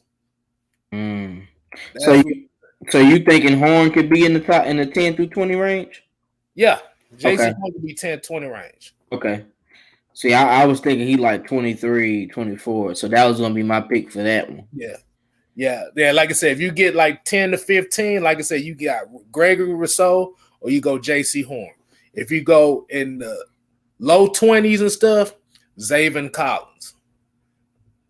Or like I said, you think we need another linebacker? Because I don't think we need another linebacker at all. Because like a lot of people not paying any attention to Michael Walker. Yeah. No. From what I'm saying is, I'm saying if it's one of those cases to where, okay, if you feel like Fourier is too expensive next year. Okay. If you're looking at it from that aspect of it. Now, for what I've seen from Zaven Collins is he can play middle and outside. So he's kind of like that Devin White type of linebacker. But he's big as hell. That is 6'4", damn near 260, and he running like that. So it's kind of like that versatility, especially I'm looking at the mindset of where they talking about we're coming from you from every angle. And like I said, this guy literally he attacks from every spot on the damn field. You know what I'm thinking about? What's up? If we do trade down, we're gonna get a second round pick, as you said. We might use that to go back up in the first round. Could be. If we talking about just actually taking advantage of it, I can see that. That'll be crazy. I don't think that'd be a smart idea, but like we keep talking about, like, we got to keep in mind like the reality of it. Reality of if we ain't got no goddamn money, why is it so hard for people to remember that? We ain't got no damn money. You saying it wrong, We Mike. broke as hell. Mike, you saying it wrong. We ain't got no ends. That's what it is. We asked out. That's Bro, how you we got. asked the hell out. Everybody with these scenarios, and we ain't got no money. We eating ramen noodles. How many times we gotta tell y'all? We ain't got no money. We broke. Our free agent splash was named Mike Davis. He was the best one. And he got paid like $4 million, $3 million, $4 million. That's it. But we gotta see how that draft budget is, so because that draft budget gonna be crazy as hell. Cause that's why I said, for me personally, like, if you don't get Pitts at 4, or if you don't get Pitts at 4, I'm a bigger fan of just trading out the first round in general. Because we ain't got no money. And that's something that Terrence Mathis kept saying. It's like, look, it's best for us to just trade out and just load up on guys that are hungry in the second, third, fourth rounds and so whatnot. And just load up on next year's. Like, we don't got no damn money. Yeah, because second round safety and Andre Cisco, a second round end and Boogie Basham. We got to keep this in mind. Also, we got to pay Caleb McGarry first round money. Right, because he still got an option coming up anyway. Yeah, I don't know why they got him right there. He could have been a second round pick. He was actually supposed to be a second round pick, but thought he was. I mean, he was a second round pick. The 30s are essentially a second round. So it wasn't I thought it was value there. I just was shocked that I was just shocked that it was an offensive lineman. I thought it would be a defensive lineman. That was more so like, I like, again, I thought he was a border first round pick. Because if you don't remember the reports at the time, the Patriots were like they was right there. They were highly interested in Caleb McGarry. So the fact of the matter is, like, I don't think Caleb McGarry is, and this is what we got to keep in mind. We have not seen the best of this offensive line. I don't know how many times we got to keep repeating this. We don't know what we saw a guy that had them in pass protection 80% of the game. We ran the ball when we was it was 2nd and 13 and 1st and 20 and like crap. Like, we have not seen the best of these offensive linemen. So let's stop saying that Caleb McGarry isn't worthy, that Chris Lindstrom isn't worthy, that John Kaminsky, or even, Dina Sanat, these guys are unworthy. We have not seen the best. These guys are incredibly young, and we have not seen the best of them in a quality system. It's all about quality system. That's why I'm like, let's just wait and see. This is the reason why these guys are not jumping the gun and, trading away the entire team. They know that this is a young team, and they haven't had an opportunity to even play. We gave the playing time to Dante Fowler. We gave the playing time to Takk McKinley. Takk McKinley was absolute trash. So we got to make it make sense. Let these guys showcase what they do first before we start. Oh, we need to trade this guy away. We don't know what these guys. Marlon Davis could be a superstar. We don't know because he hasn't played. That is true. Like you said, we haven't really seen what anybody could do. And that's the benefit that we have right now is. That really worries me, man. It does. It's troublesome. It really is troublesome. And that's like, like I said, man, I'm not trying to hear it poop on everybody's party. Well, yeah, I ain't gonna lie. I'm trying to poop on your party because everybody want the new shiny nickel. Everybody want the new toy. Like, of course. But after a couple of days, you really see that shit. Look, it only just like getting a new remote control car. You ride that bitch for a whole day, all day, every day, and then the next day it's like, yeah, all right, I did everything I can do with you. All right, new toy. You get bored of it.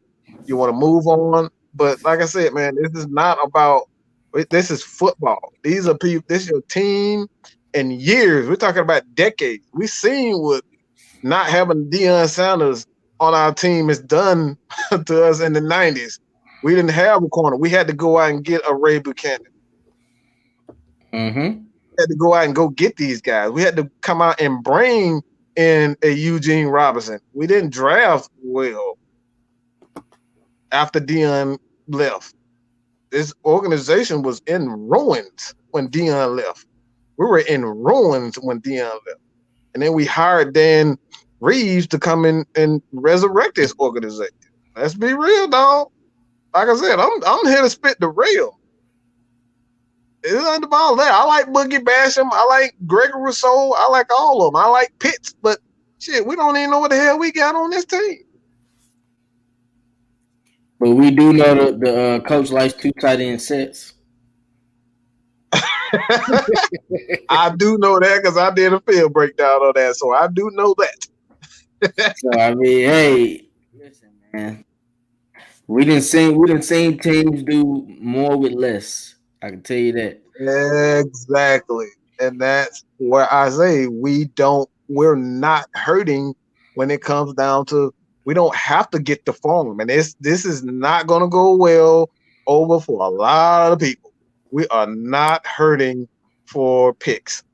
That may sound absolutely insane. Why do I say this? Because we have guys. We only have one guy that's really. I think we only have one guy that's like over 30.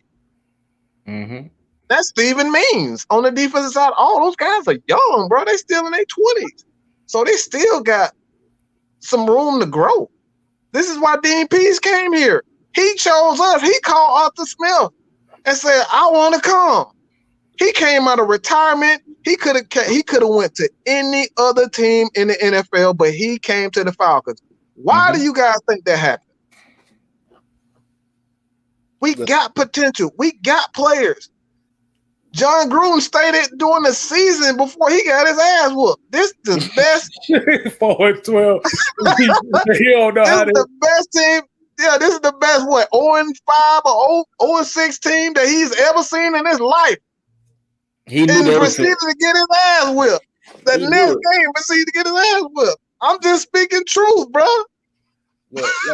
Look, like I said, you said we not fiending for the picks, but I damn sure would still take them. We want them. But like Mike said, remember, we lost 7 games by 6 points or less. Mm-hmm.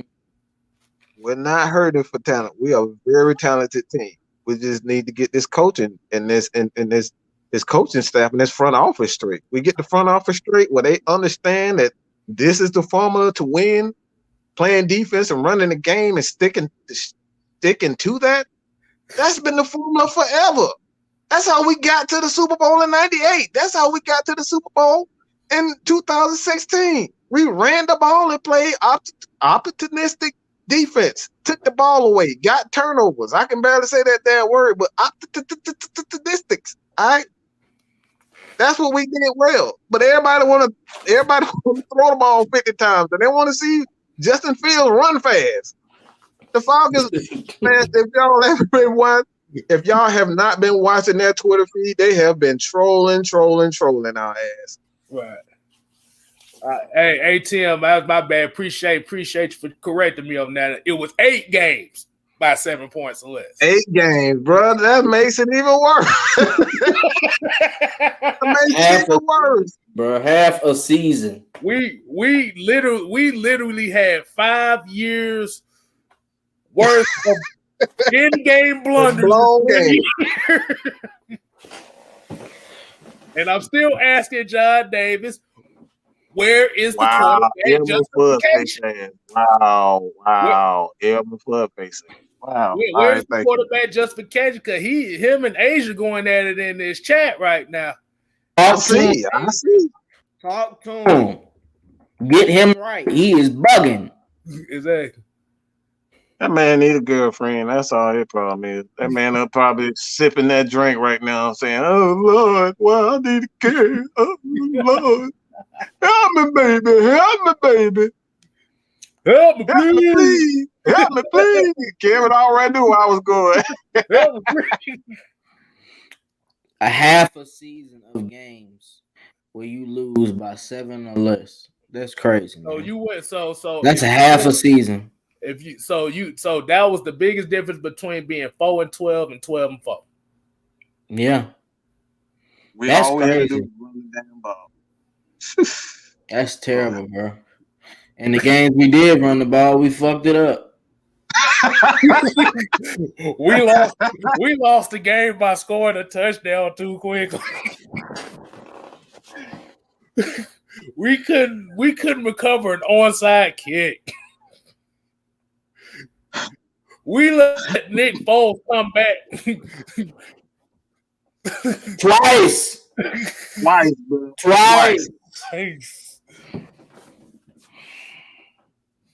Just unacceptable. We lost the game where every defender on the damn defense fell down. Oh my God. Yeah, that's crazy. So Nathan said that was the slowest touchdown ever. Ty Gurley really tried to fall though. I'm like, bro, what was that? No, I'm gonna tell you exactly what happened on that play. The thing was, he was running. He was surprised that he got that open, and the safety actually pushed him towards the end zone. But he in the gym. Shit, your ass running as hard as you can. You broke about 2 or 3 damn tackles. Your body can't slow down after that. Oh yeah. The Ty Gurley running backwards versus the Saints. Yeah, that was a doozy. You right about that. That was a doozy. It went from 3rd and 2 to 4th and 9. Exactly. That's the same thing Freeman did in 2016. Right. I just don't be understanding that sometimes, man.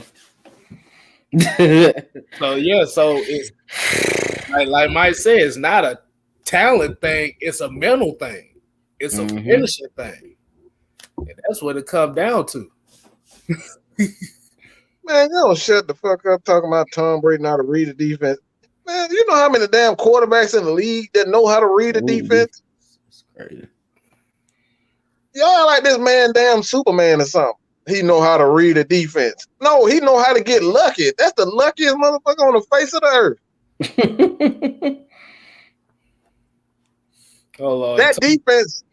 That defense saved him once again. How many times we don't seen Tom Brady been saved by what's the stat again of what the defense is coming?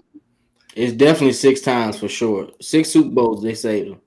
No, they talking about how many top 10 defenses Tom Brady had. But that he's had. Oh his career. So in 20 years, like, he had 17.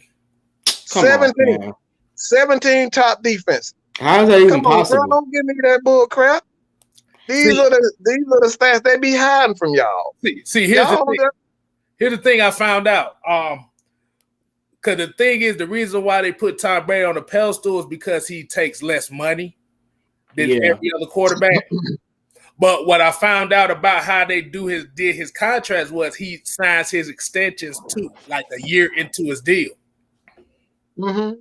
So every time he got a new contract, he'll sign an extension, either the 2nd year of the deal or the 3rd year. So he's continuously getting paid. But the thing about it is, he's still going to be making that same amount of money, but it's continuous. That's why if you notice with Tom Brady, you never really heard too much about contract talks and negotiation until like his last couple years, because he was signing extensions like a motherfucker. Mm-hmm. So go ahead. Let's not forget. This is a funny stat. That's why I'm glad Buddy brought this up. The year he lost to Foles, the defense did not save him, and what happened? His ass got smashed with a sack. He's so used to the defense being on the field to end the game, to where he has to make a play, then the defense has to make a stop or some shit like that. He don't just come up and just make every play like they be, hyping him up to do. Right. His defense gets a sack, a forced fumble, a la what they did in 2016. Right in field position. Hey, let's get the momentum. We back in the game. It happens every time. All right. Prove It got a question right here. He says, how Tom Brady come in as a free agent, new division, and win the Super Bowl? Still defense again? Oh, have mercy. We just literally just said that. We just said that. Literally just said it. You have to remember the Tampa Bay team was already good. They just had to deal with Jameis Winston throwing interceptions all the damn time. 30. Second of all, did you see that NFC Championship game and how they called that shit? Yeah. Yeah, the man literally, that team was ranked top 10 for the last 3-4 years or so. Mm-hmm. Tampa Bay was a very good team. They just had to get over the hump, and that's the reason why they decided to get rid of Jameis Winston and essentially try to win the Super Bowl with Tom Brady. They needed a quarterback that wasn't prone to turning the ball over. Exactly. They need something. Yeah, you have to forget. Even with Jameis Winston was on that team, they was a top 5 offense with Jameis Winston on that team. So the team was already good. They just, like I said, we call them pit 30 for 30 for a reason. That's what Come he on, did. Man.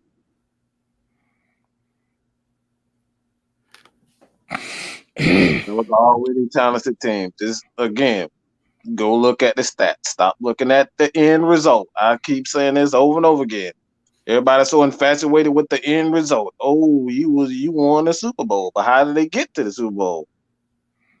How did the defense play? How did the offense play? Did they call the right plays? Was the completion percentage well? How was his quarterback rating in the fourth quarter? How all that type of stuff. You gotta look at everything.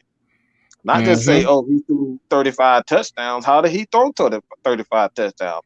Maybe the running game was top 10. And all he had to do, like Cam Newton, was just not make mistakes, hand the ball off, run for first downs, get in the end zone, and let the defense play. These are the things we're talking about. Stop looking at the end result. Stop looking at the Super Bowl and say he got 7 Super Bowls. How did he get those 7 Super Bowls? Come on, man. Let's open our minds, broaden your minds, like they do in the Matrix. Open your mind. And open your mind. Hold on, and Nathan, he basically said here what I've been saying for the longest. Every Super Bowl that the Patriots won, the other team went away from what worked for them. That's a fact. Because you can go back when they first played the Eagles. It was the same thing. And it continually went all the way up until now. Facts. So we just gonna get to the part where we just basically say, well, you have to remember the casual football fan does not give a damn about anything else. They want to be entertained. Definitely. Well, that's pretty much it. That's pretty much it. It's entertainment. What more can be said? For the love of God, I don't know how the hell people still love Justin Fields. The dude is absolute garbage. He's a pretty ass garbage can. That's what the fuck he is. He got fucking flowers and Falcon symbols all over. That's what he is. That's what they see when they look at He's a damn trash can with Falcons, Falcons logo with Falcon colors all over, butterflies. That's what he is. Tell me I'm wrong. He ran to Ohio State. He wasn't the best player at Ohio State. That receiver, that receiving core, that damn tight end, Trey Sermon, Chase. How many? Look, bro. I'm just speaking facts. You ain't got to like it. In the NFL right now, this dude he in the NFL draft. The man had like 200-300 yard rushing in the game, but they tried to give all the credit to who? Justin Fields. Forgot about that, didn't you? Oh, that doesn't matter. That doesn't matter, you fans. Media would love to be able to get Matt Ryan the Super Bowl, but not in Atlanta. That is why they would like to see him traded out of Atlanta. Wow. Yeah, because the real reason why that is because Matt Ryan doesn't have commercials. Mm-hmm. Like I said, he doesn't really sell the team.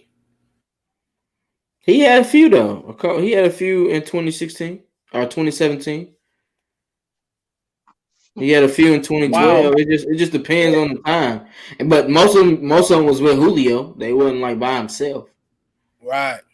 Yeah. So because what it is, the media they like Mike said, they want the new shiny toy. Mm. And you're willing to get that new shiny toy at the risk of that shit getting repoed. Look at AJ, this one. Been through for 500 yards in the game and they still lost it. Yeah, that's wild. Come on, bro.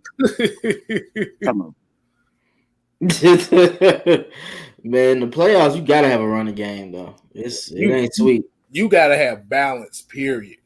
It don't even have to start the playoffs. You have to have balance, period.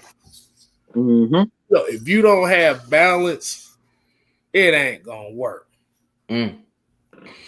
And people saying that this draft is not really deep on defense, it's not really attractive on defense. It's deep as hell on defense. Mm-hmm. Definitely, especially in the second and third, fourth. Exactly. Rounds 2 through 4 is where you're gonna find all your damn starters at. That's what your boy Terrence Mathis said. Right. Mm-hmm. So, yeah, I'm about to say your boy. I guess they gave him the 5 seconds of fame, but he I guess he want the whole show to be about him. Oh, he'll be out here. That's his 5 seconds. He won't get another 5 seconds. We get everybody their 5 seconds of fame. He good now. Exactly.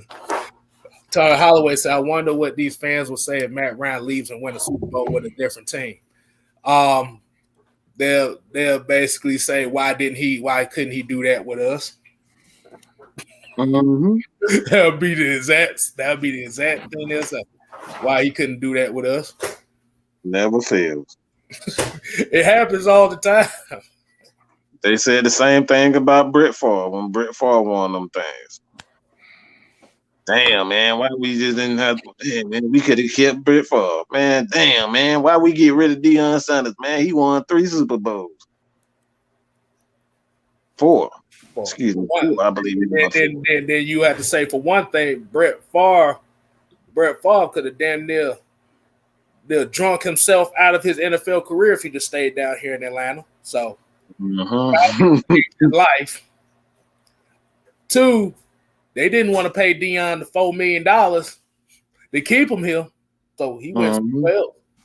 They didn't do that a bunch of times. Exactly. So it's just one of those cases. It's just one of those cases where it's like, whatever, we don't like you. It's one of those things where it's like when you get the "Hey, big head" text. That's what happened here when the Super Bowl. The whole "Hey, big head" text. That's what he'll get. You wild, bro. And it's mainly gonna be from the folks that call us stupid because we like them. I just at the same time, man. I just want to understand. I'm trying to understand why us liking them have anything to do with football and it's in its entirety. It's just one side of the ball.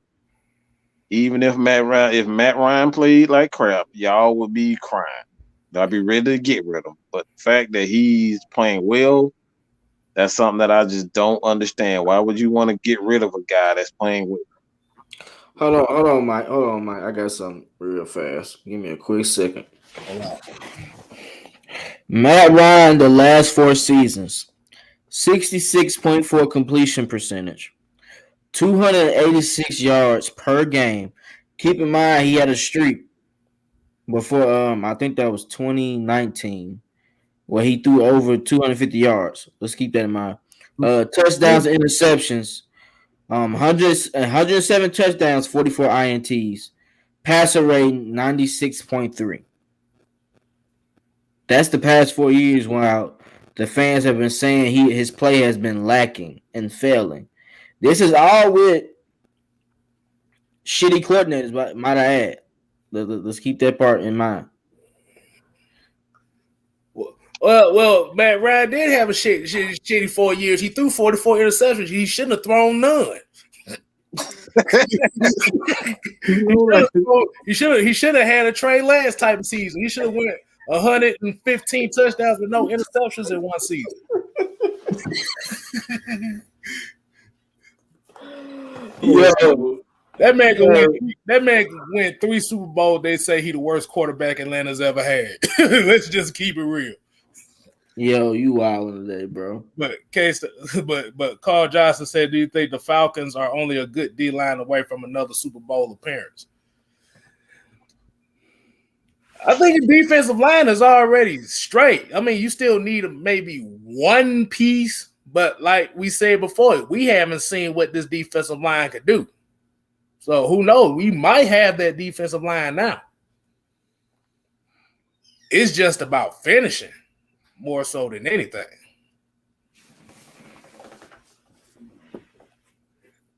Atlanta Nation said the crazy part is that the defense shown to be the weakness of the team and they keep worrying about a quarterback. That's been for a decade. Shit, that's been since any type of people that what they do, they damn simulate the damn defense part of the game so they can play offense. That's what they do. Those are the type of man plays y'all are. Y'all don't even worry about damn people. He said simulate the defense just to play offense. Yeah. Yep. They simulate the defense just to play offense. That's what y'all do, man. Okay, if you want to do that, go and get you a Sega Genesis and go buy NFL quarterback club. That'd be the perfect game. Right. Oh shit. A lot of folks don't know about that guy. What's y'all favorite Matt Ryan play that y'all can remember? I'm gonna go with the first one. The touchdown to Michael Jenkins. First pass. His first pass. I say my favorite one was that pass against Chicago.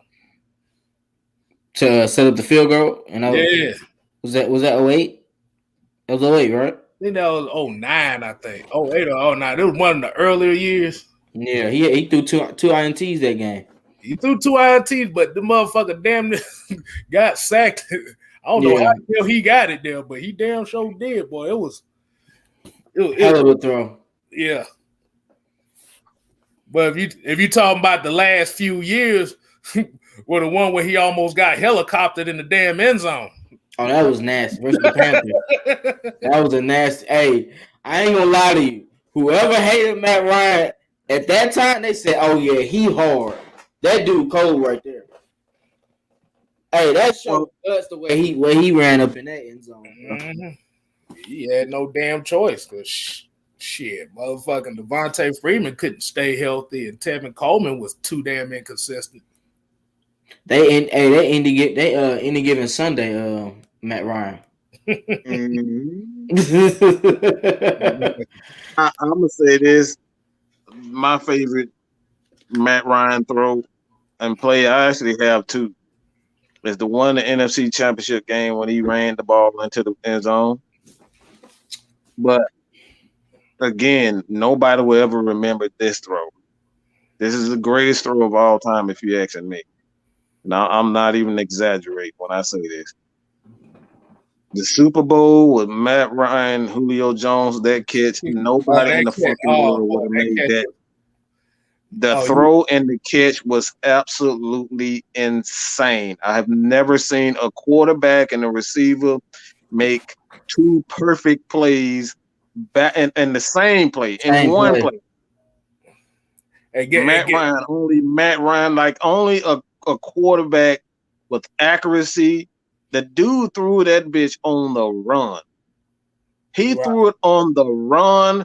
It was accurate and in a spot where only Julio could have made the catch. But not only that, Julio Jones with the balance, the hand, with the wherewithal to curl the ball up on his side so it wouldn't hit the ground. That was the greatest play I have ever seen in the history of the game, bro. And he did it on Malcolm Butler.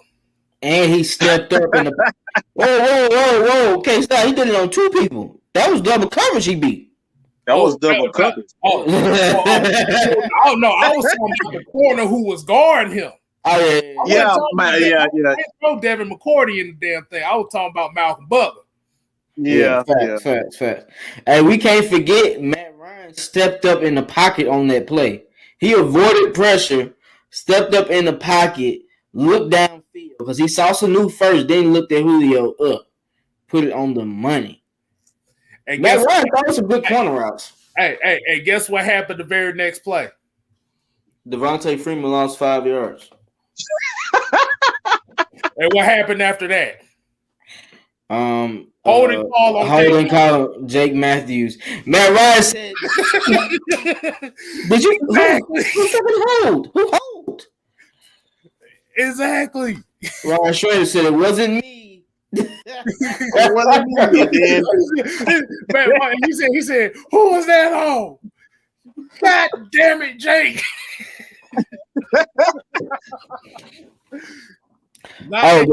Knocked him out of field goal range right after that. Are we forgetting though that same play? It was a face mask on Sanu. Yeah. Why wasn't that called? Because it's Muhammad Sanu. That's crazy, man. At that time, nobody cared about Muhammad Sanu but us. And he was killing. He won us games that year. But guess what happened in that second half of that Super Bowl? We ran the ball 9 times. They didn't want to give Devontae Freeman an MVP, man. I hate to say that, but it started to look real shaky. And then when Tevin Coleman went out on the little ankle injury, I'm like, what the? It's the last game of the season. Man, if you don't get some steroids and get back in the game. Exactly. Dude, you could have ran Teron Ward. Teron Ward was playing good for us that year too. You could have ran him. Yeah. So, like you said, it's a whole bunch of things that go into it. Like I said, that Julio Matt Ryan catch, that's the greatest Super Bowl catch that would never be remembered because we didn't win. No one talks about that. No one talks about that, man. Yeah. Think about that. And like I said, what happened after it? Like you said, Freeman, 5-yard loss. Jake Matthews, motherfucking holding call for damn 10 yards. What happened after that? Another 3-yard loss. Did we get a false start call too? Yeah, we got a false. No, it wasn't a false start. No, it was a false start. Yeah, Jake Matthews got a false start on that damn drive too. Yeah, before the holding call. Yeah. So we literally was in field goal range, and then by penalties and lost running yardage, we was out of field goal range. I would have still tried that field goal. I would have, as soon as Freeman would have lost that yardage, I would have like, man, field goal. But you see what happened? You see what happened the damn following year after Matt Bryant tried a damn 55-yard field goal. Motherfucker kicked his leg out the NFL. Oh yeah, that was wild. Shit. That was wild. They were too old to be trying to kick that damn far. Hold on. That's a fact. Yeah, Julio's Super Bowl catch separated him from all wide receivers. That's a fact. I was shocked. I wasn't expecting him to come down like that with it. That shit was perfection. Like everything. Like him thinking. Like I don't know wide receivers thinking while they falling to the ground. Like the dude, you can see him thinking while he catching the ball. That's the crazy part. Right. You can see him thinking, what is this body movement? All right, I got to roll over this side. I got to hold the ball up. I got to make sure that I get my feet in. I tap it, like all that in one catch.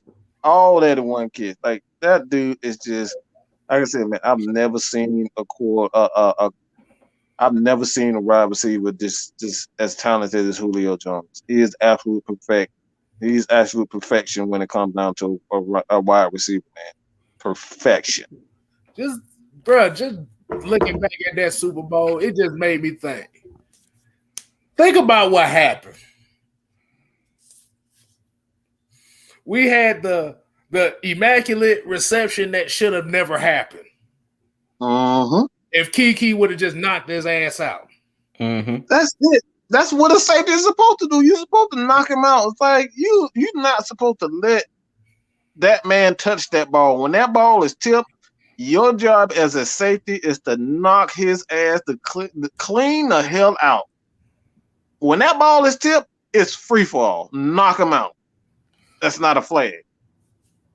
After Robert Alford had the pick six. Oh my God. 3 pass interference calls after that. Jalen Collins couldn't cover nobody. We already knew Brian Poole couldn't really cover nobody. Brian Poole depth show.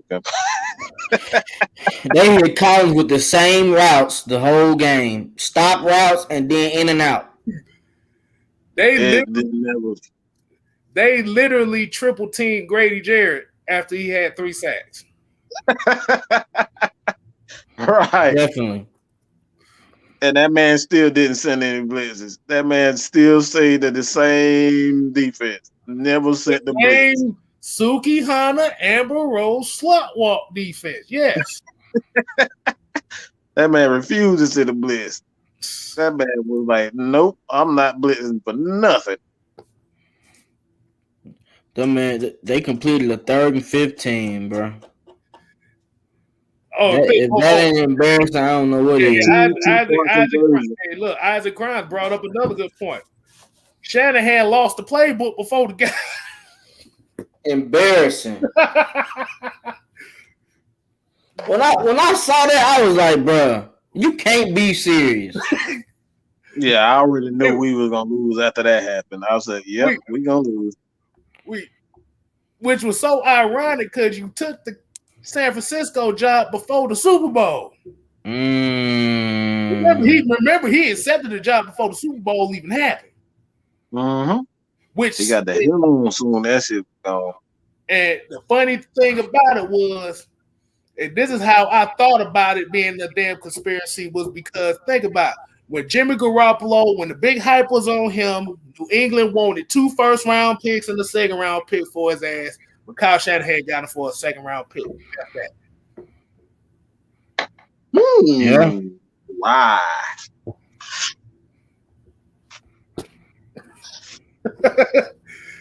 Why? He lost the playbook. He already had another job. Uncle Luke and damn Devontae Freeman's ear talking about your ass need to get paid. There's too much going on out there, man.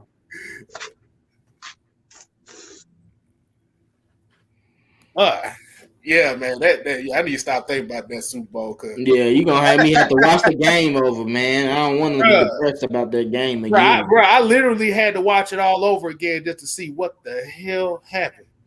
I recently just did myself. And I was just and I know people up here saying it's rigged and all that.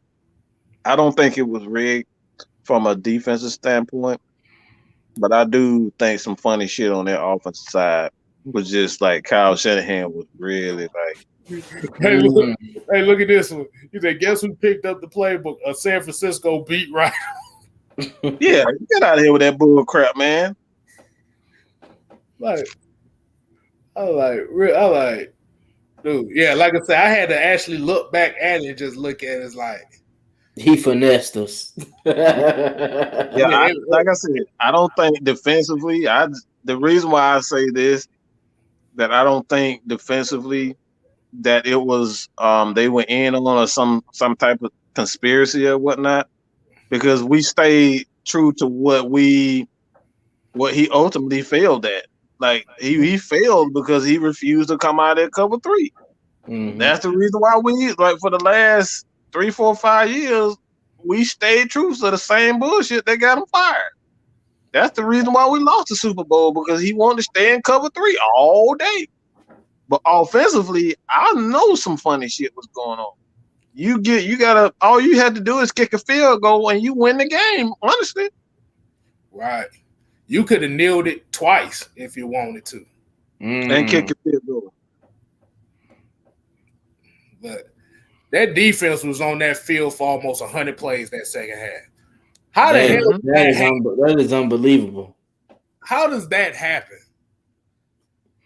Why do you let that happen? Where is the head coach telling the coordinator, man, look, are you not watching the same game as me? No, because Gilbert was on the sideline doing this. Mm-hmm. That's why. This all you saw. All you saw him was doing this. And Matt Ryan was cussing everybody on the sideline, but nobody even saw that shit. Oh, I'm so glad I actually got reminded of this. Where my damn phone at?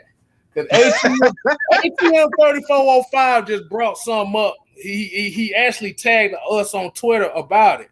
Let me go here and read this right quick since he brought it up. I'm so glad because I was actually thinking about using this.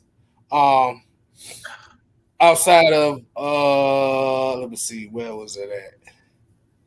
Hold on, I just had it here. Y'all keep going. I just had it here. Hold on. Let me go back to him. Yeah, I'm glad. Here you go. I got you right here. Kyle Shanahan can win with any quarterback in the NFL. He gave me a whole quarterback list. Let me give you a quarterback list here. Wins and losses as a play caller by a quarterback. He was 2-10 with C.J. Beathard. 7-10 with Brian Hoyer. 5-11 with Nick Mullins. 22-8 with Jimmy G. 19-13 with Matt Ryan. 0-2 with Johnny Manziel. 0-1 with Connor Shaw. What the fuck is that? I don't even remember that name. 12-16 with RG3. 6-10 Rex Grossman. 5-8 Donovan McNabb. 1-3 Kirk Cousins. 0-3 John Beck. 15-2 with Matt Schaub. And 2-3 with Sage Rosenfeld. Sage Rosenfeld. That's some tough names. And do you know what that equated record is with those quarterbacks? 97-112.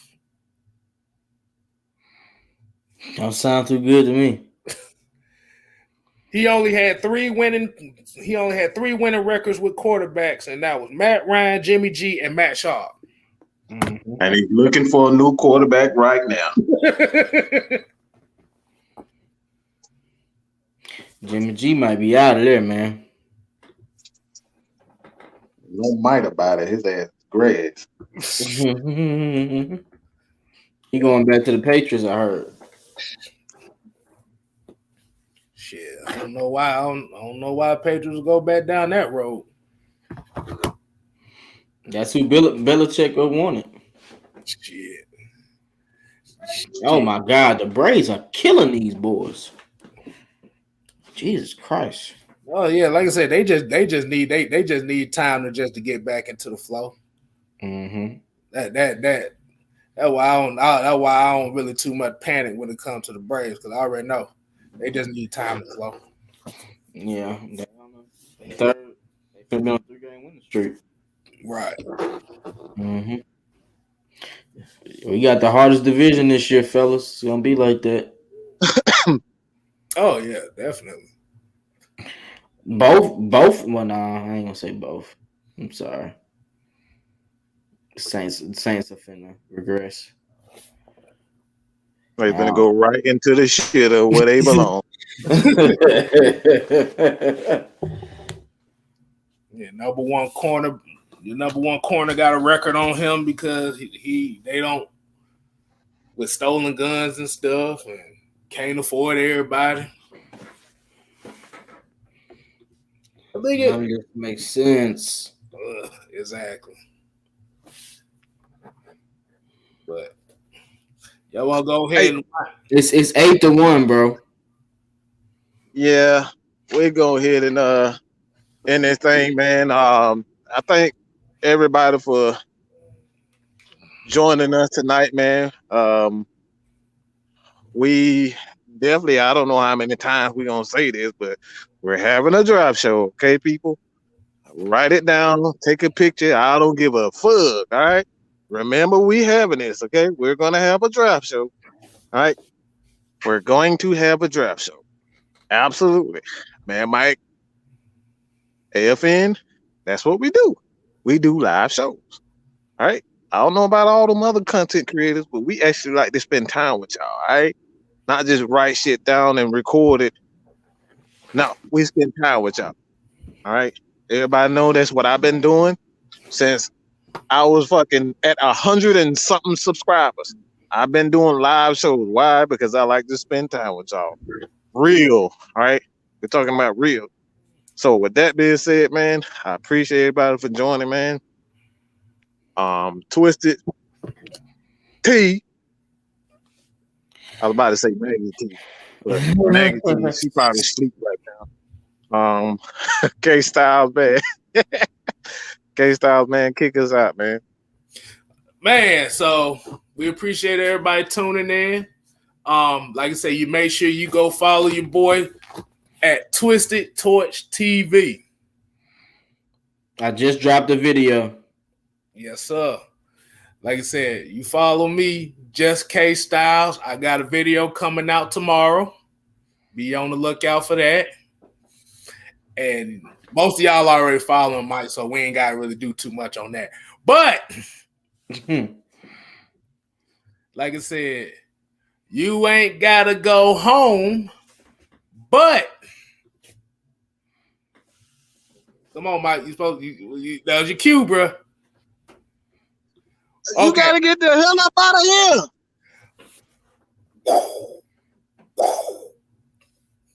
Deuces.